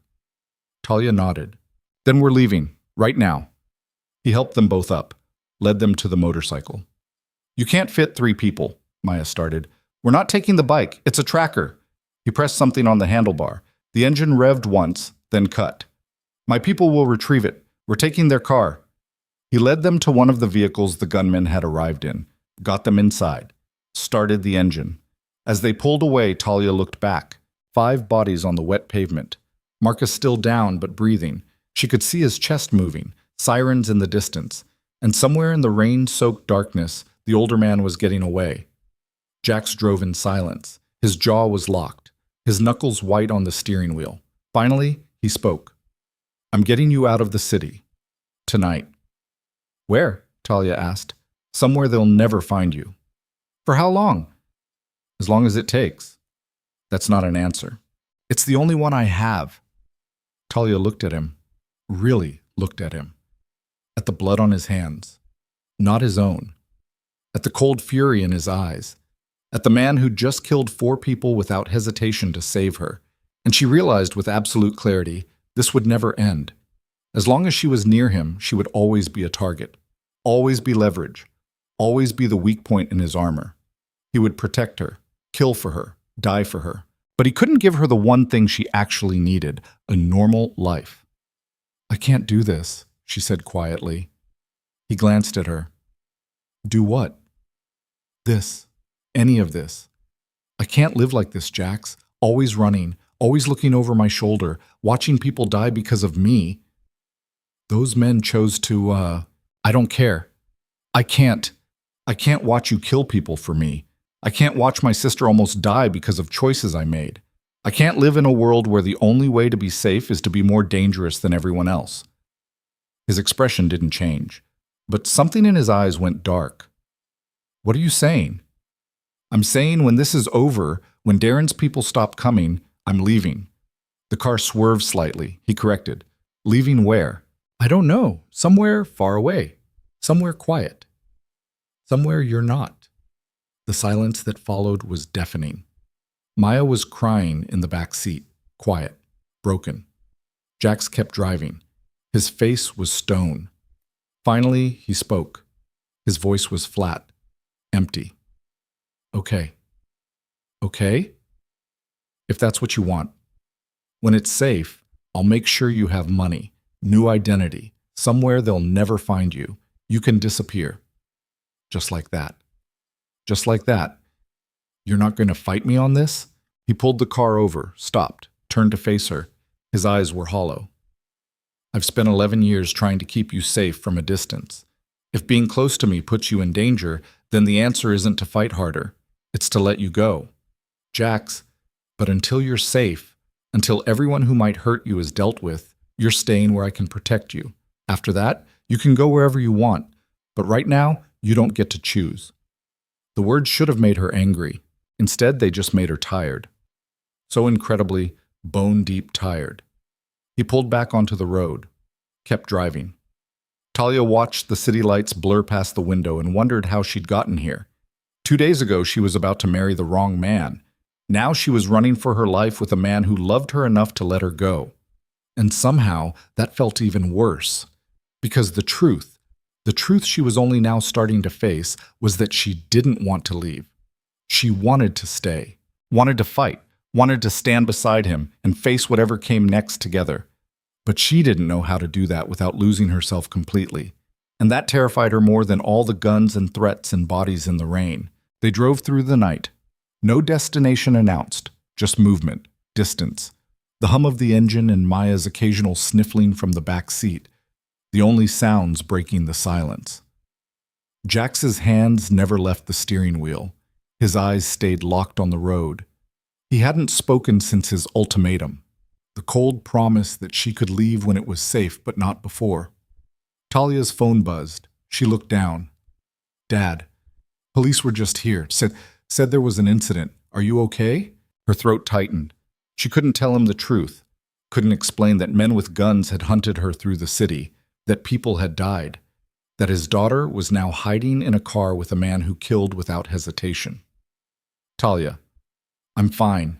Safe. I'll call soon." It was a lie, but it was the only kindness she had left to give. Another text. This one from an unknown number. "Unknown, 5 men dead tonight. How many more before you realize he's the problem?" Her hand started shaking. She showed Jax. He glanced at it. His expression didn't change. "They want you to blame me. Drive a wedge." "Are they wrong?" He was quiet for a beat. Then, "No." The honesty was like a knife. "Those men died because I came for you," he continued. "Marcus is in surgery because I didn't predict they'd find the safe house. Your sister almost got shot because I didn't move fast enough. So no, they're not wrong." Maya's voice came from the back, small and broken. "Don't you dare. Don't you dare make this about you." Jax met her eyes in the rearview mirror. "Those men came after us," Maya said. "Not because of you, because Darren's a psychopath who can't handle losing. You didn't pull the trigger. You didn't threaten anyone. You saved our lives. After putting you in danger in the first place." "We were already in danger." Her voice cracked. From the moment Talia got engaged to that monster, we were in danger. You just made yourself visible enough to become the target instead of us. Jax's jaw worked. He didn't respond. Talia looked at her sister. Maya, no, I'm done pretending this is complicated. It's not. Bad people are trying to hurt us. Jax is trying to stop them. The only confusing part is why you're acting like those are the same thing. Because they're connected. If I hadn't called him, then what? You'd have married Darren? Let him control your whole life while threatening ours. That was your alternative, Tali. That's what you were choosing. The words landed like stones in still water. Talia wanted to argue, wanted to explain that it was more complicated than that. But Maya was right. She'd been so focused on the chaos Jax brought into her life that she'd forgotten the poison that was already there. The car slowed. Jax pulled off the highway onto a narrow access road that wound through dense trees. No streetlights. No houses. Just darkness and the crunch of gravel under the tires. After 10 minutes, a gate appeared. Tall. Steel. Covered in vines like it had been there forever but maintained by someone who cared. Jax pressed something on his phone. The gate swung open. They drove through. The house that appeared at the end of the drive was old. Not modern like the other safe houses. This was stone and timber, tucked into the woods like it had grown there. Warm light glowed in the windows. Where are we? Talia asked. Somewhere nobody knows about. Your people don't know about this place. I bought it under a name that doesn't connect to me. Cash transaction. No digital trail. As far as the world's concerned, this property doesn't exist. He parked. Got out. Came around to open Talia's door. She stepped out into air that smelled like pine and rain. The woods pressed in on all sides, dense and alive with small sounds. Maya climbed out, looking around. This is very serial killer cabin in the woods. It's safe. That's what they always say right before. Maya. Talia's voice was tired. Stop. Her sister fell silent. Jax led them inside. The interior was warm. Lived in. A stone fireplace dominated one wall. Worn leather furniture. Bookshelves filled with actual books, not decorative spines. A kitchen that looked used. This is yours, Talia said. It wasn't a question. Yes. Actually yours. Not a property investment or a business front. Yes. She walked to the mantel. Photographs in simple frames. A woman with dark hair and kind eyes. Younger Jax, maybe 8 or 9, standing beside her, both smiling. Your mother. He didn't answer. Didn't need to. When did you last come here? 6 months ago. Why? Because sometimes I need to remember I used to be someone else. The admission hung in the air. Maya had found the couch and collapsed onto it. I'm going to sleep for a week. Second bedroom upstairs, Jax said. Bathrooms attached. She didn't move, just closed her eyes where she lay. Jax looked at Talia. You should rest too. I'm not tired. You're exhausted. There's a difference. I can't. Her voice broke. I can't close my eyes without seeing it. The gun, Maya's face, Marcus going down. Marcus is alive. He's in surgery but stable. My people are with him. And the man who got away? Being hunted. By who? Everyone I know. She sank into a chair by the fireplace. Her whole body ached. How do you live like this? Carefully? That's not an answer. He moved to the fireplace, started building a fire with practiced efficiency. I live like this by accepting that some fights don't end. They just pause. And you use the pauses to prepare for the next round. That sounds exhausting. It is. The fire caught. Orange light flickered across his face, highlighting the scar on his temple, the hard set of his jaw. Talia watched him. What happened in Seattle? The text said I should ask you about what really happened to your mother. His hand stilled. I told you. She was murdered. You said she was executed, that you testified, but the text implied there's more. There's always more. Jax, she wasn't innocent. The words came out flat, final. My mother worked for the Volkov organization, accounting. She handled money, laundering, transfers, all of it. When the feds started investigating, she agreed to testify in exchange for immunity. Talia's stomach dropped. They killed her before she could, Jax continued. I was the backup plan. I'd seen things, heard things, enough to put 3 men away. The prosecutor convinced me to testify, promised me protection. And I testified. They went to prison, and I got shuffled through foster care for 4 years with a target on my back. That's why you left. That's why I survived. He stood. My mother made a choice. It got her killed. I made a choice to testify. It destroyed my life. Every choice has a cost, Talia. You just have to decide if you're willing to pay it. What's the cost of this? Of protecting me? He looked at her, really looked at her. I don't know yet, but I'll pay it anyway. She wanted to scream, wanted to shake him and demand he stop being so goddamn willing to sacrifice himself, but she was too tired. Instead, she just said, I need air. She walked outside before he could respond. The night was cold, clear. A million stars scattered across the sky like broken glass. She heard footsteps behind her, knew without looking it was him. You don't have to follow me everywhere. Yes, I do. I'm not going to run. I know. They stood side by side in the dark. The woods were alive with sound, wind in the trees, something small moving through underbrush, the distant call of an owl. I meant what I said, Talia finally spoke. When this is over, I'm leaving. I know. But I don't want to. He went still. I want to stay, she continued. I want to stop running. I want to stand next to you and fight back. But I don't know how to do that without becoming someone I don't recognize. You won't. You don't know that. Yes, I do. He turned to face her. You've been through hell this week. You've been threatened, hunted, shot at. You watched people die. And you're still standing here worried about losing yourself. That's not someone who's going to break. That's someone who's stronger than they think.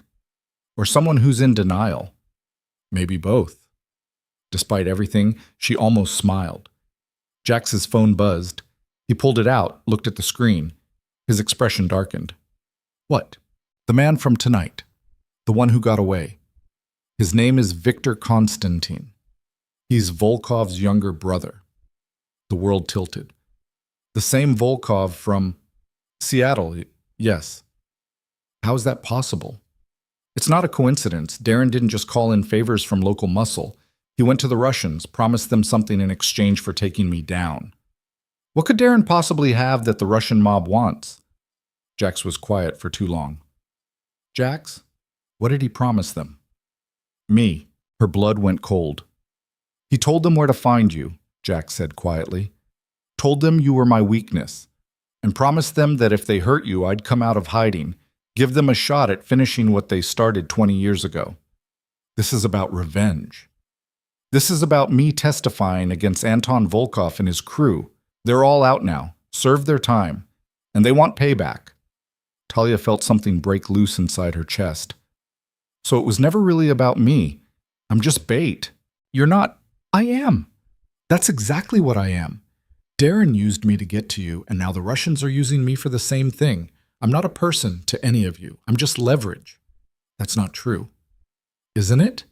You said it yourself. You've been watching me for 11 years. Not because you wanted to be with me, because you were waiting for someone to threaten me so you'd have an excuse to come back. No. His voice was sharp. I stayed away to keep you safe. I came back because you called. Those are not the same thing. But the result is the same. I'm a target. I'll always be a target. As long as you're in my life, then I'll remove myself. The words stopped her cold. What? You're right. As long as I'm visible in your life, you're in danger. So I'll disappear.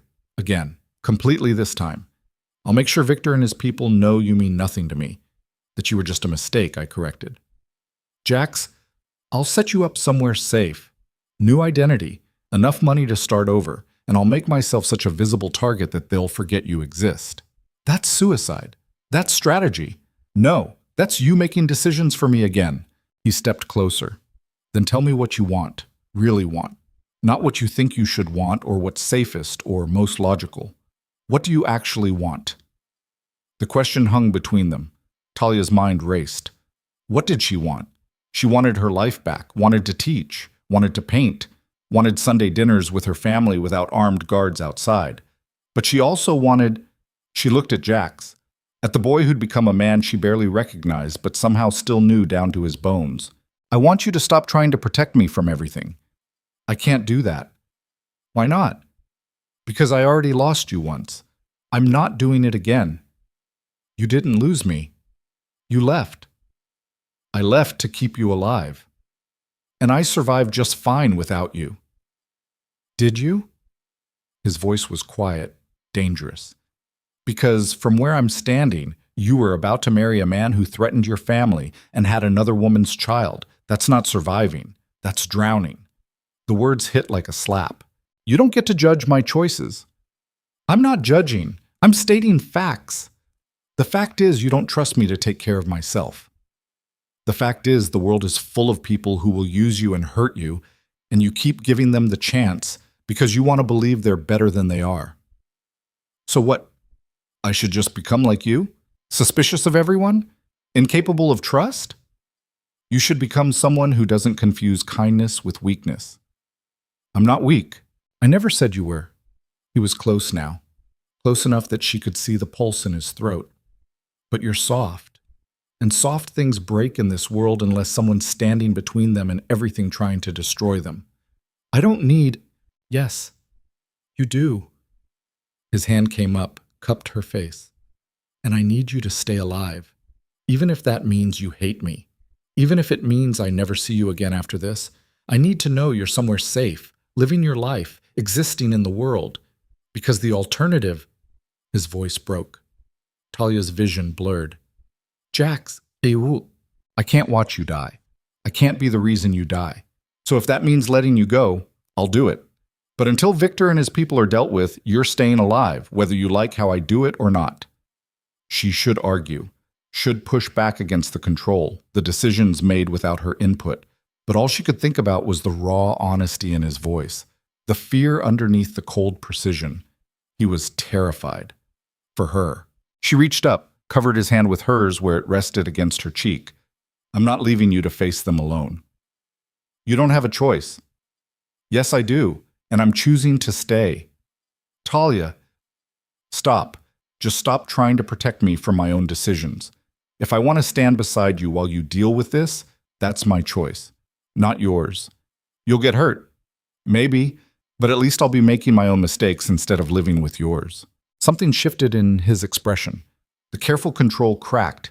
Then he was kissing her, hard, desperate, like she was oxygen and he'd been drowning. Talia's hands fisted in his shirt, pulled him closer. Every rational thought fled. There was just this, the heat of him, the solid weight of his body against hers, the taste of something that felt like coming home and jumping off a cliff at the same time. When they finally broke apart, both breathing hard, his forehead rested against hers. This is a terrible idea, he said. Probably. You should run, far and fast. I know. So why aren't you? She opened her eyes, met his. Because I'm tired of running from the only person who's ever made me feel like I could stop. His breath caught. Then his phone rang. He ignored it. It rang again. Answer it, Talia said. He pulled back, looked at the screen. His expression went hard. What? He stepped away, answered. Talk to me. He listened. His jaw tightened with every second. When? How many? Okay. Lock it down. Nobody in or out without my authorization. He hung up. Looked at Talia. They found your parents' house. Her heart stopped. What? Victor's people. They're watching it. Waiting. For what? For you to try to contact them, or for me to move them. Are they safe? For now, I've got a team in place. But Talia, he paused. He's baiting us. He wants us to panic and make a move. Then what do we do? We don't panic. He pulled out his phone again, made a call. It's me. I need the Mercer family relocated. Tonight, full security detail. Use the Wisconsin property. I don't care. Make it happen. They don't have a choice. Move them. He hung up, looked at her. Your parents are being evacuated in the next hour. Maya too, if she's willing. To where? Secure location, private. My people will stay with them. For how long? Until this is over. Talia wanted to argue, wanted to insist her family shouldn't have to run, but they'd already been dragged into this, already had guns pointed at them, already paid the price for her choices. Okay, she said quietly. Jax's expression softened, just slightly. I need you to understand something. Victor isn't going to stop. He's going to keep pushing until one of us breaks. And his version of breaking involves a lot of bodies. What are you saying? I'm saying this ends one of two ways. Either I make him disappear permanently, or he does the same to me. There has to be another. There isn't. His voice was flat. This is what I am, Talia. What I've always been. A weapon pointed at other weapons. And sooner or later, someone's going to land a shot that sticks. Then we make sure it's not you. He almost smiled. We? You think I'm letting you fight this alone?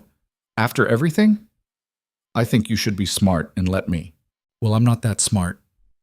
This time he did smile. Brief, real. Then his phone rang again. He looked at it. The smile vanished. What now? Talia asked. Victor. He's calling me directly. Don't answer. I have to. He lifted the phone to his ear, put it on speaker. Constantine. A voice came through, smooth, accented, amused.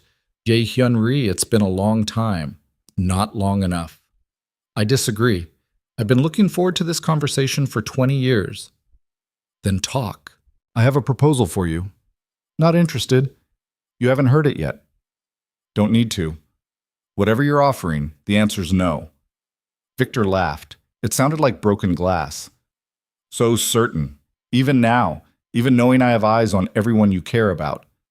Jax's expression didn't change, but his free hand clenched. You're bluffing. Am I? Tell me, is Talia's mother still wearing that blue cardigan? The one with the missing button? Talia's blood went cold. Or perhaps we should discuss Maya. Lovely girl, works night shifts at St. Mary's, doesn't she? Very predictable schedule. Touch them and you'll what?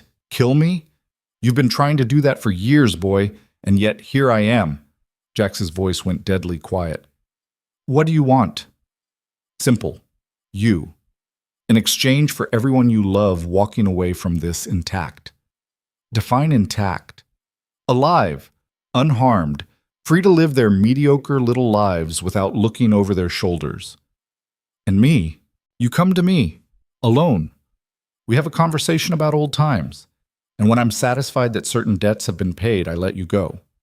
You mean you'll kill me? Eventually, but not quickly. I've waited too long to rush it. Talia grabbed Jax's arm, shook her head frantically.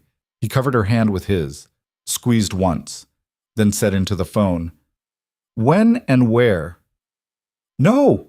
Talia's voice came out sharp. Victor laughed again. Is that her? The little teacher? Let me speak to her. Not happening. Then I'll speak anyway. Talia Mercer.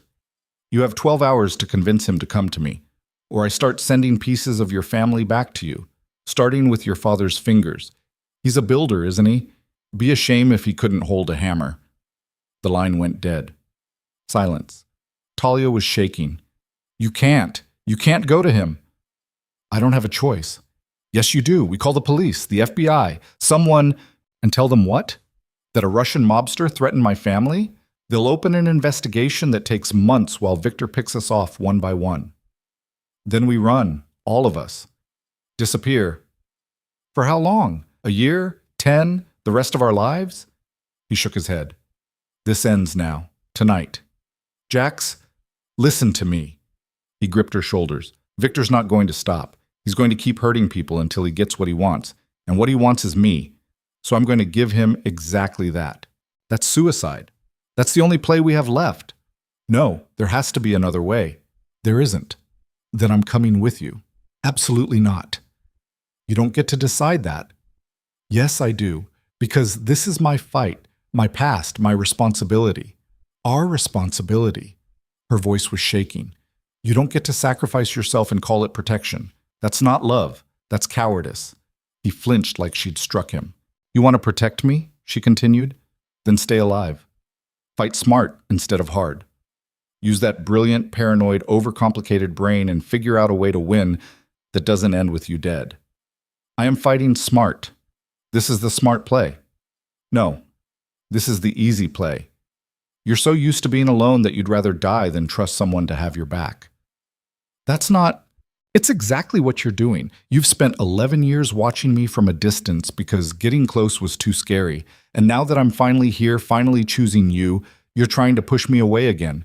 I'm trying to keep you alive. I don't want to be alive without you. The words echoed in the sudden silence. Jack stared at her, something raw and broken in his eyes. You don't mean that. Yes, I do. Her voice was steady now, clear. I spent 11 years convincing myself I was over you, that you were just a mistake from my past. But the truth is, I never stopped. I just got better at lying to myself. Talia.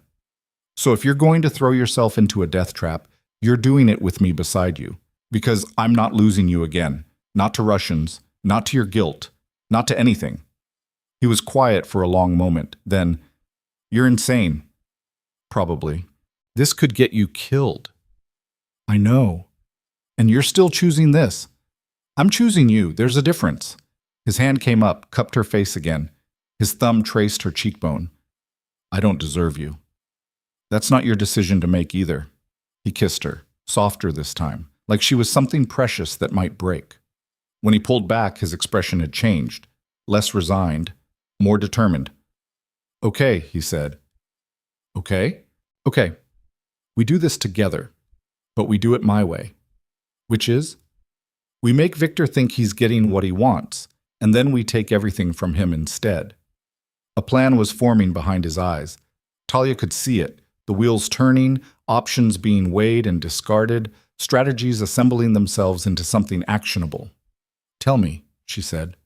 So he did. And with every word, Talia felt the ground shift beneath her feet. This wasn't just about survival anymore. This was about ending it. All of it. Every threat, every shadow, every piece of unfinished business that had haunted Jax for 20 years. They were going to war, and for the first time since the helicopter had landed at her wedding, Talia felt something other than fear. She felt ready. The next 6 hours were a blur of preparation. Jax made calls, assembled resources, pulled in favors from people Talia didn't know existed. Maya woke up to find them planning an assault and didn't even blink. What can I do? Was all she asked. Stay here, Jack said, with the security detail. Absolutely not. Maya, I'm a nurse. If people are getting hurt, you need me there. This isn't a hospital. No, it's worse. Which means you need someone who can handle trauma in the field. She crossed her arms. I'm coming. Deal with it. Jax looked at Talia. Talia shrugged. She's as stubborn as I am. Genetics are a nightmare, he muttered. But he didn't argue further. By 3 a.m., they were ready. 6 vehicles, 20 men Jax trusted, enough firepower to start a small war, and one trap that would either end Victor Constantine or get them all killed trying. Talia sat in the passenger seat of the lead vehicle while Jax drove. Maya was in the back, medical kit at her feet. The meeting point was an old factory on the industrial waterfront. Abandoned, isolated. The kind of place where screams wouldn't carry and bodies could disappear. Perfect for an ambush, which was exactly what they were planning. You remember the signal? Jax asked for the 3rd time. Yes. And if things go wrong, I run. I know. Promise me. She looked at him. Promise me you won't do anything stupid. I'll try. That's not a promise. It's the best you're getting. Despite everything, she smiled. They pulled up to the factory at 4 a.m. The building loomed against the pre-dawn sky, dark and skeletal. Victor's cars were already there, 5 of them, arranged in a semicircle around the entrance. Jack stopped 100 yards out. Last chance to change your mind, he said. Talia reached over, laced her fingers through his. Let's finish this. They got out of the car. The factory door opened. Victor Constantine stepped out into the pale light. He was older than Talia expected. Mid-50s, silver hair, expensive suit. He looked like someone's cultured uncle, not a man who'd ordered the deaths of dozens. Jae-hyun, he called, his voice carried across the empty lot. Punctual, I appreciate that. Let's get this over with, Jack said, so eager to die. Youth is wasted on the young. Victor smiled. But where are my manners? You brought guests. How thoughtful. His gaze landed on Talia. The bride who ran. You're even prettier than your photographs. And you're exactly as disgusting as I imagined, Talia shot back. Victor's smile widened. Spirit. I like that. It's a shame you chose so poorly. This one, he gestured at Jax. He's cursed. Everyone he loves dies. His mother, eventually you. It's the Volkov family guarantee. Your family guarantee didn't work out so well in Seattle, Jack said. A temporary setback. Prison gives a man time to think, to plan, to savor. Victor started walking toward them. Slow, confident. 20 years I've been planning this conversation. 20 years imagining what I'd do to the boy who sent my brother to rot in a cage. Your brother put himself there. I just testified. Semantics. Victor stopped 10 feet away. You destroyed my family. Now I return the favor. He raised his hand. Men emerged from the shadows. Dozens of them. Far more than the cars suggested. Talia's heart stopped. They'd been ambushed. Jax's hand moved to his gun. I wouldn't, Victor said. My men have very itchy trigger fingers, and there are so many of them. You'd kill what? 3? 4? Before they cut you down? And then what happens to your pretty bride? Your brave sister? What do you want, Victor? I told you. A conversation. He gestured to the factory. Inside. Alone. You come peacefully, I let them walk away. You resist, I paint the ground with their blood. How do I know you'll keep your word? You don't, but what choice do you have? Jax looked at Talia. His expression was calm. Too calm. She knew that look. He was going to do something reckless. Jax, she started. He kissed her, hard and fast. I love you. I should have said it 11 years ago. I'm saying it now. Then he turned to Victor. Okay, let's talk. No! Talia grabbed his arm. He gently pulled free. Trust me. Then he walked toward Victor, toward the factory, toward what looked like certain death. And Talia stood frozen, watching him go, her heart shattering with every step. The factory door closed behind them. Silence. Victor's men stood in a loose circle, guns trained on Talia and Maya and the few of Jax's people who'd come with them. One of them, a young guy with a scar across his nose, smiled. Now we wait. Talia's mind raced. The signal. There was supposed to be a signal, but Jax had walked into that building without giving it, which meant either the plan had changed or gunfire erupted inside the factory. Talia's world exploded into chaos. The gunfire inside the factory was deafening even from outside. Sharp cracks that echoed across the waterfront like thunder trapped in steel. Talia's body moved before her mind caught up, 3 steps toward the building before one of Victor's men grabbed her arm. Stay put. She twisted, drove her elbow into his throat the way Jax had shown her during the car ride. Not hard enough to crush, just hard enough to make him let go. He stumbled back, choking. Maya was already moving, medical kit in hand, running toward the factory door. Maya, wait! More gunfire. Then silence, the kind that felt like the world holding its breath. The factory door burst open. Jax stumbled out, blood on his shirt, limping, but alive. Behind him, 2 of Victor's men, not moving. Talia ran, met him halfway. Her hands went to his face, his chest, searching for the source of the blood. I'm fine, he said. His voice was hoarse. Not my blood. Where's Victor? Inside, pinned down. My people are moving in from the east entrance. As if on cue, the sound of vehicles approaching from behind the factory, screeching tires, doors slamming, more gunfire, this time sustained, coordinated. Victor's men outside started to panic. Their formation broke. Some ran for their cars. Others returned fire blindly. Get down! Jax pulled Talia behind one of the vehicles as bullets pinged off steel. Maya was already there, pressed flat against the car's undercarriage, eyes wide but steady. The firefight lasted less than 3 minutes, but every second stretched like hours. The smell of gunpowder, the screaming, the wet sounds of bullets finding flesh. Then silence again. Jax's phone rang. He answered. Status? Good. Hold position. Nobody leaves. He hung up, looked at Talia. It's over. Victor? Cornered. No way out. Is he alive? For now. Sirens in the distance. Getting closer. We need to move, Jack said. Police are coming. We can't be here. What about... My people will handle it. Come on. He led them to one of the vehicles that hadn't been shot to pieces. They got in, drove away from the factory as red and blue lights appeared on the horizon. Talia looked back through the rear window, smoke rising from the building, bodies on the ground, the aftermath of a war fought in shadows. What happens now? She asked quietly. Now we make sure it sticks. They drove to a different location, a warehouse on the south side that looked abandoned but wasn't.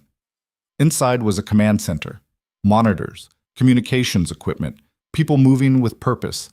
And in the center of it all, tied to a chair with zip ties and duct tape, was Victor Constantine. He looked smaller here, diminished. Blood from a cut on his forehead had dried across one eye. His expensive suit was torn, but he was still smiling. The boy returns, he said when he saw Jax. Come to gloat? Jax didn't respond, just walked past him to where a man in tactical gear was waiting. Everything secure? Yes, sir. Perimeter's locked. Police are busy with the factory. We have maybe 2 hours before they start asking questions. That's enough. Jax turned back to Victor. I'm going to give you one chance. Call off your people. All of them.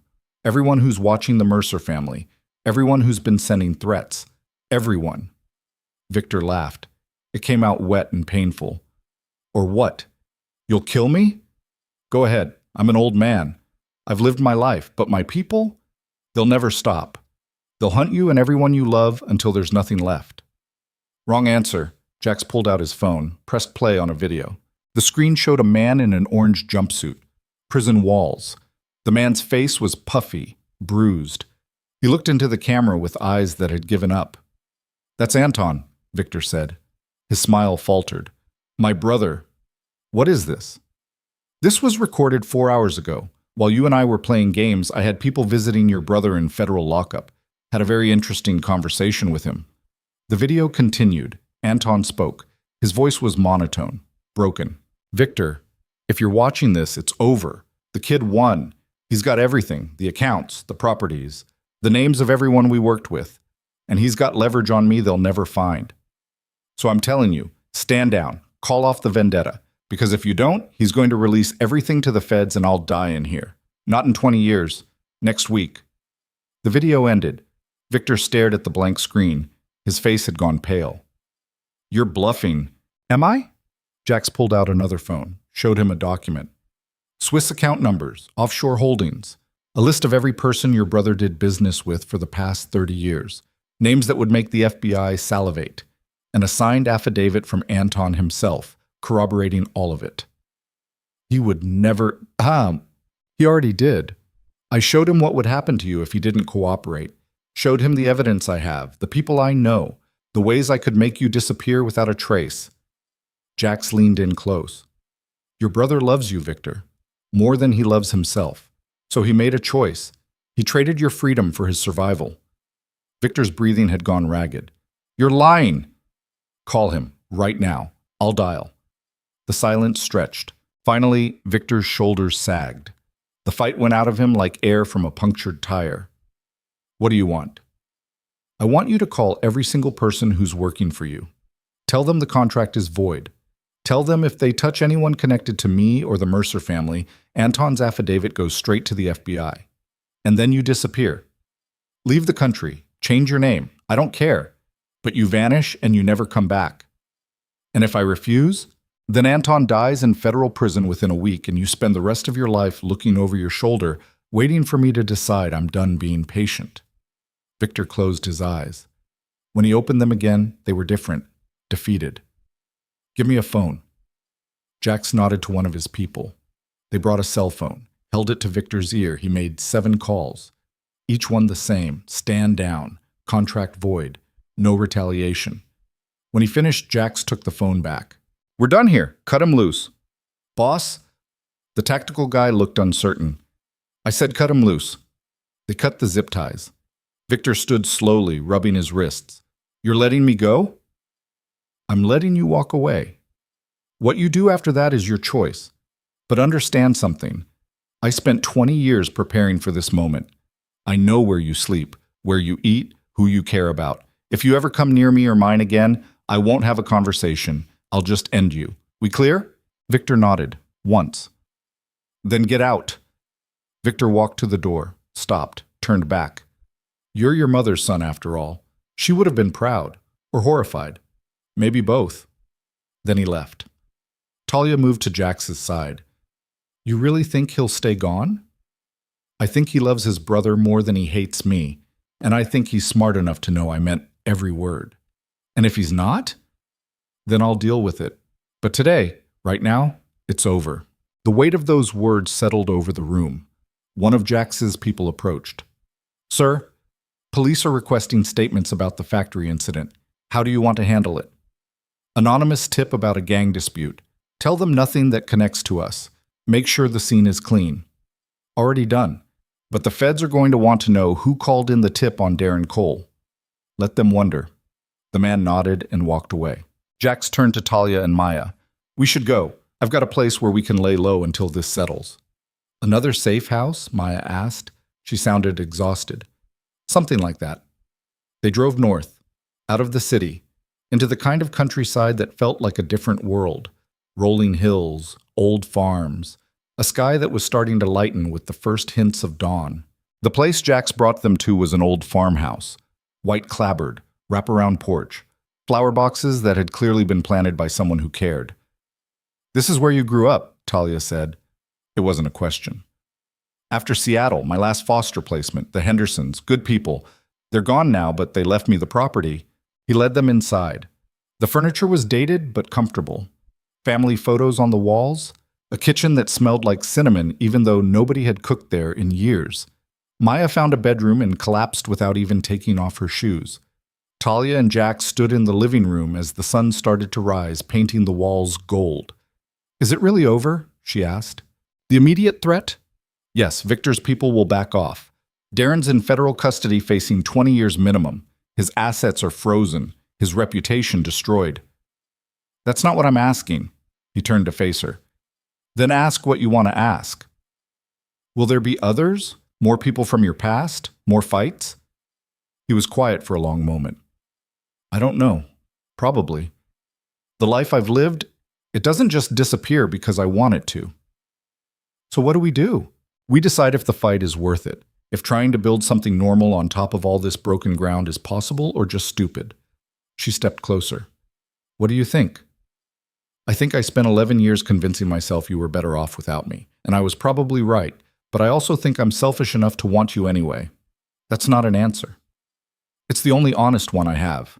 Talia looked at him, at the blood on his shirt that wasn't his, at the exhaustion in his eyes, at the man who'd orchestrated the destruction of her abusive ex-fiancé and then fought a war to keep her safe. I don't want normal, she said finally. Talia, I don't. I spent my whole life trying to be normal, trying to fit into boxes that made other people comfortable. And you know what it got me? Almost married to a monster who threatened my family. That's not... Let me finish. She put her hand on his chest, felt his heart beating under her palm. You're dangerous, controlling. You make decisions without asking, and you've got more baggage than anyone should carry. But you're also honest about what you are. You don't pretend. You don't hide behind respectability while running scams. You exist, fully, even the dark parts. I'm not sure that's a compliment. It's not. It's just the truth. She paused. And the truth is, I'd rather build something real with someone broken than live a lie with someone polished. His hand came up, covered hers where it rested on his chest. You understand what that means? What you're choosing? I understand it means some days will be hard, that your past will show up at inconvenient times, that I'll have to learn to live with secrets I don't like and choices that scare me. And you can live with that? I can live with it if you can live with me pushing back when you try to make decisions for me. If you can live with me demanding honesty even when it's ugly. If you can live with me being a partner, not someone you protect from the world. Something shifted in his expression. The careful control cracked. Behind it was something raw and unguarded. I don't know how to do that. Then we'll figure it out together. I'm going to screw this up. Probably. I will too. This isn't a fairy tale, Talia. It's not going to be easy. I don't want easy. I want real. He kissed her then, slow and deliberate, like he was memorizing the shape of her mouth, the taste of her, the way she fit against him. When they broke apart, his forehead rested against hers. I love you, he said quietly. I've loved you since you brought me a sandwich on that stoop 11 years ago and refused to take silence for an answer. And I'll love you when this falls apart, and when we fight, and when you realize I'm more trouble than I'm worth. Bold of you to assume I'll realize that. You're stubborn. It might take a while. Despite everything, the violence, the fear, the exhaustion, she laughed. They spent the next 3 days at the farmhouse, healing, sleeping, learning how to exist in the same space without crisis driving them. Talia painted in the upstairs bedroom that had the best light, started a canvas of the farmhouse at sunrise. It was rough, unpolished, but it felt like hers. Jax made calls, managed his business. Slowly, carefully, started the process of extracting himself from the darkest parts of his empire. Maya recovered with the resilience of someone who'd survived 4 years of nursing school and a hospital residency. By day 3, she was demanding to know when they were going home. Soon, Jax promised. I'm making sure it's safe first. How long is that going to take? However long it takes. On the 4th day, Talia's father called. Where are you? He asked. He didn't sound angry, just tired. Somewhere safe. I can't tell you more than that right now. The police have been by, asking questions about the wedding, about you leaving with that man. What did you tell them? That my daughter made a choice, and I support her, even when I don't understand it. Talia's throat tightened. Dad? Just tell me you're okay, sweetheart. That's all I need to know. I'm okay. I promise. And him? The boy from the neighborhood? She looked at Jax, who was watching from the doorway. He's trying. We both are. Her father was quiet for a moment. Your mother wants to see you. I know, soon, when it's safe. How long? I don't know. Another pause, then, I love you, Talia, no matter what. You remember that. I love you too, Dad. After she hung up, Jax came to sit beside her. We can go back, he said, whenever you're ready. I've got people making sure your parents' house is secure.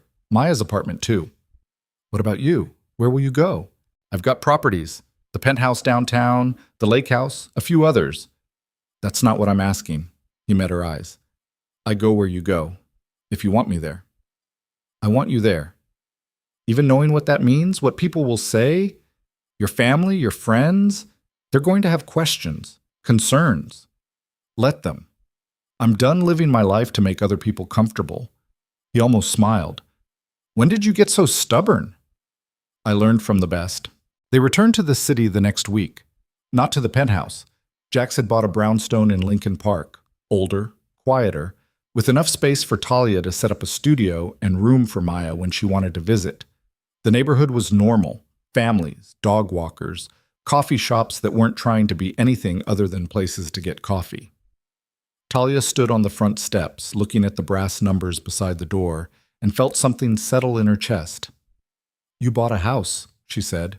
I bought us a house, Jax corrected. The deed's in both our names. Jax, before you argue, I'm not trying to control you. I'm trying to build something with you. There's a difference. She turned to look at him. What if this doesn't work? Then we tried. That's more than either of us has done before. Fair point. They moved in slowly. Talia brought almost nothing. Everything from her old life with Darren felt tainted.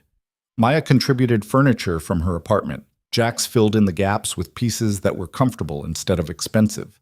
It didn't look like a showroom. It looked like a home. One evening, 3 weeks after they'd moved in, Talia's parents came for dinner. Her mother had been cold on the phone, but agreed to come after her father insisted. The meal was awkward at first. Painful small talk. Her mother's tight smile. Her father's careful neutrality. Then Maya asked Jax about Seattle, about his mother, and slowly, carefully, he told them. Not everything, but enough. By the end of the night, Talia's mother was crying. "I'm so sorry," she said, "for what you went through, for judging you before I knew." Jax looked uncomfortable with the sympathy. It was a long time ago. "Trauma doesn't expire," her mother said firmly. She reached across the table, took his hand. "You're family now. That means we show up, even when it's messy." Something in Jax's expression cracked, just slightly. "Thank you." After they left, Talia found him standing at the window overlooking the street. "You okay?" "Your mother's terrifying. She likes you. That was her approval. God help me if she ever disapproves." Talia wrapped her arms around him from behind, rested her head against his back. "They'll come around. All of them. You just have to let them. I'm not good at letting people in. I noticed, but you're trying. That counts for something." He turned in her arms, looked down at her. "I meant what I said at the farmhouse. I'm going to screw this up. I know. And you're still here.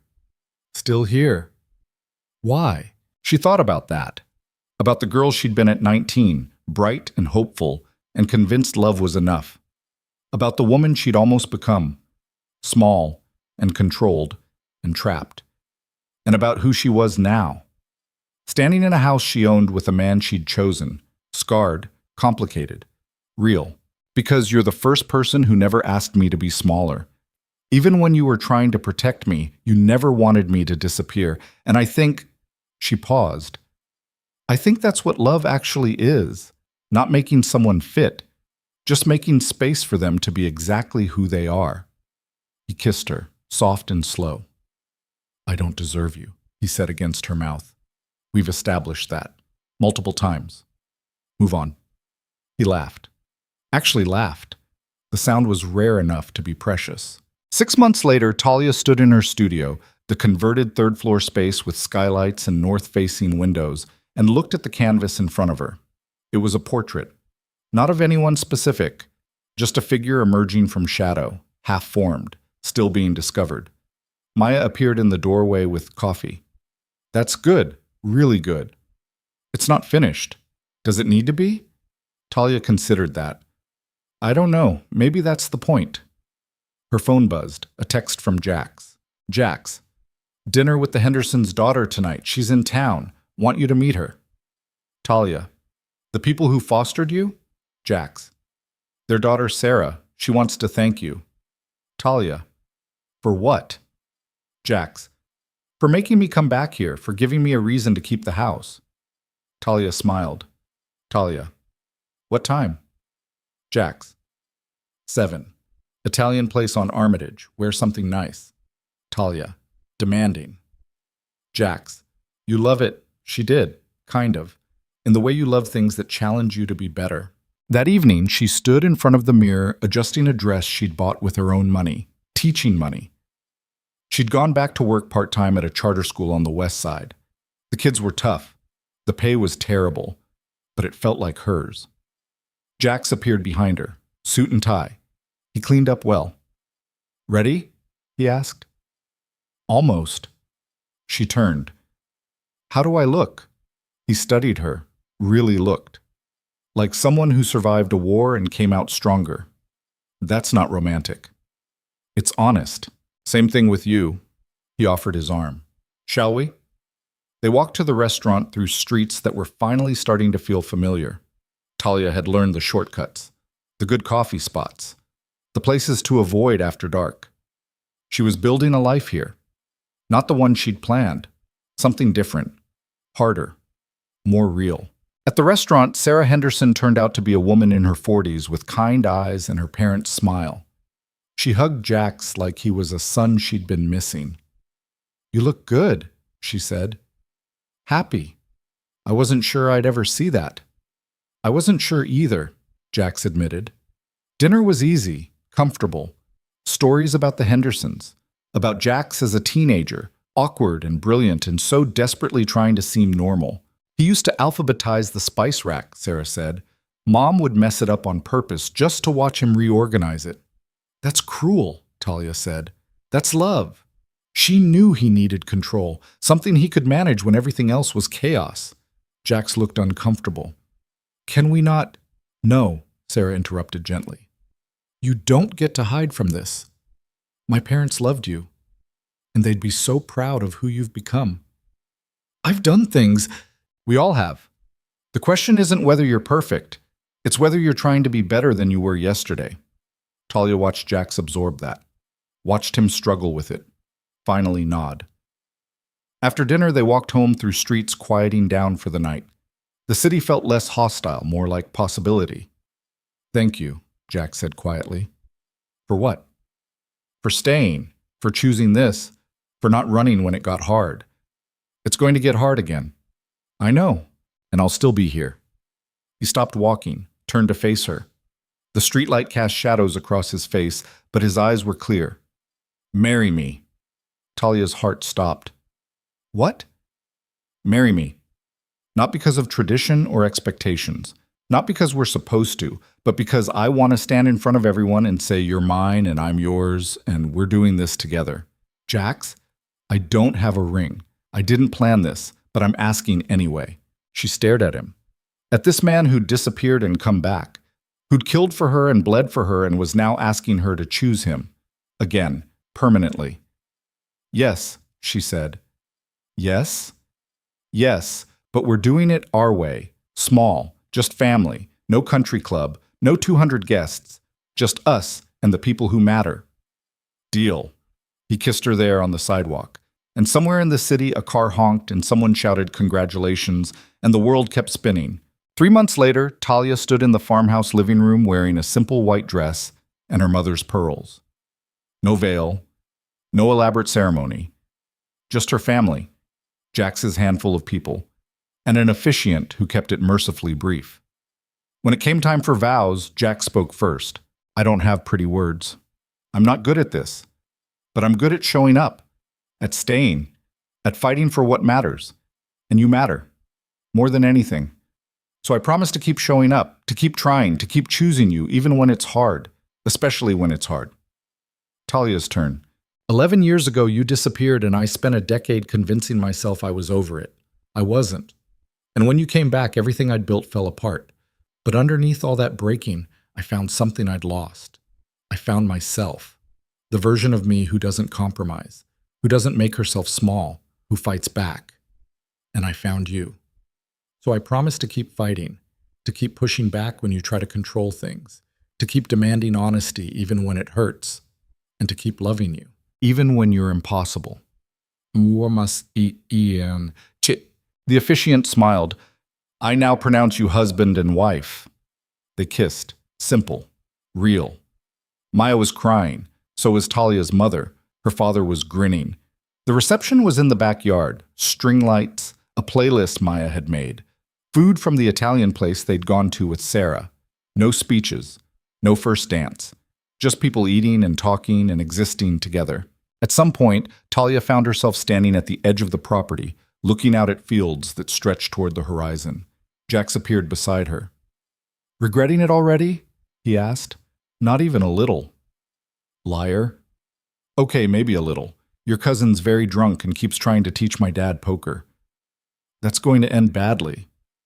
Probably. They stood in comfortable silence while the party continued behind them. We should take a honeymoon, Jack said eventually. Where? I don't know. Somewhere quiet. Somewhere we can just be normal for a week. We're not normal. Pretend to be normal. That I can do. They went to a cabin in Montana. Middle of nowhere, no cell service, just mountains and sky, and the kind of quiet that made you remember how to breathe.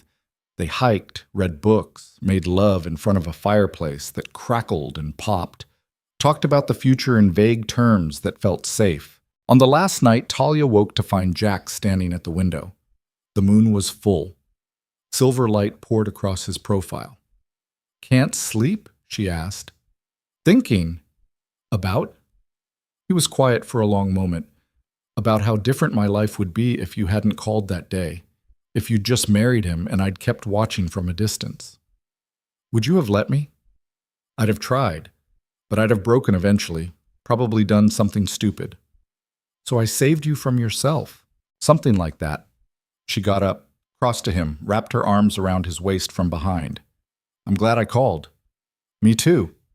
even though it was a disaster? Especially because of that.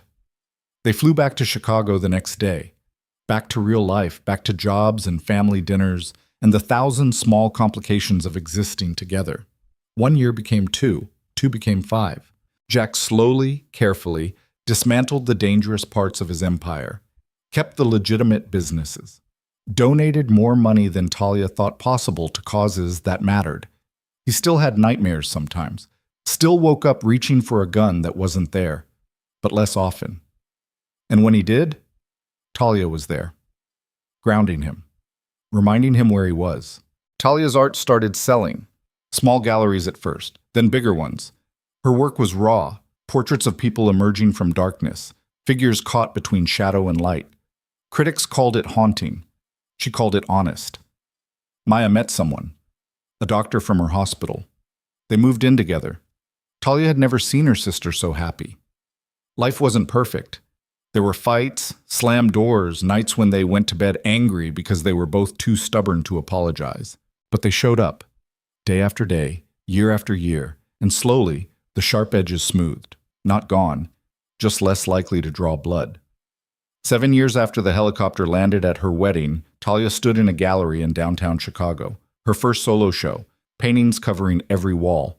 At the center was a massive canvas, 2 figures, one emerging from shadow, one reaching back into it, neither fully formed, both choosing. Jack stood beside her, watching people examine her work. "They love it," he said quietly. "They're being polite. They're being honest. You're brilliant. You're biased. Doesn't make me wrong."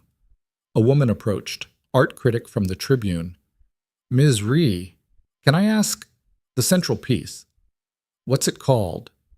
Talia looked at the painting, at the 2 figures caught in that eternal moment of reaching. "It's called The Point of No Return. Can you explain the significance?" She thought about that, about the moment she'd gotten in that helicopter, about the choice that had shattered everything and rebuilt it into something real. It's about the moment you stop running, when you realize that moving forward means accepting you can't go back, and choosing to do it anyway. The critic nodded, made notes, moved on. Jax's hand found hers, squeezed. "Thank you," he said quietly. "For what?" "For not running. For choosing the point of no return." She looked up at him, at this man who'd been a boy on a stoop, a ghost in her memories, a helicopter at her wedding, who'd fought wars for her and built a life with her and was still here, still trying. "Thank you for coming back." Always. The gallery was full, people talking, drinking wine, looking at her work and seeing pieces of a story she'd never fully tell. But that was okay. Some stories weren't meant to be told, they were meant to be lived. And this one, messy and complicated and real, was hers. Later that night, they walked home through streets they knew by heart. The brownstone glowed with warm light. Home. Inside, Jax made tea while Talia changed into comfortable clothes. They met in the living room, the one with the couch they'd argued over and the bookshelf she'd insisted on and the coffee table with the permanent water ring from the time Maya had visited and forgotten to use a coaster. It was imperfect. Lived in. Theirs. "Successful night," Jack said, handing her a mug. "Successful life," she corrected. He sat beside her. Their shoulders touched. They'd learned to exist in each other's space without fighting for territory. "What do you want?" he asked. It was a question he'd started asking a year into their marriage, a check-in, a way of making sure they were still moving in the same direction. Right now, just this. That's not ambitious. That's the whole point. He smiled, set down his mug, pulled her close.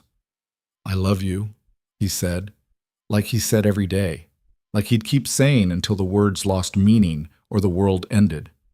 Whichever came first. "I know," she said. "I love you too." Outside, the city hummed. Cars passed. Somewhere a dog barked. Life continued, and inside the brownstone on the quiet street in Lincoln Park, 2 people who'd found each other and lost each other and chosen each other again sat in comfortable silence. No guarantees, no perfect endings, just the simple, complicated, messy reality of 2 broken people who'd decided that breaking together was better than being whole alone. And that, against everything, was enough.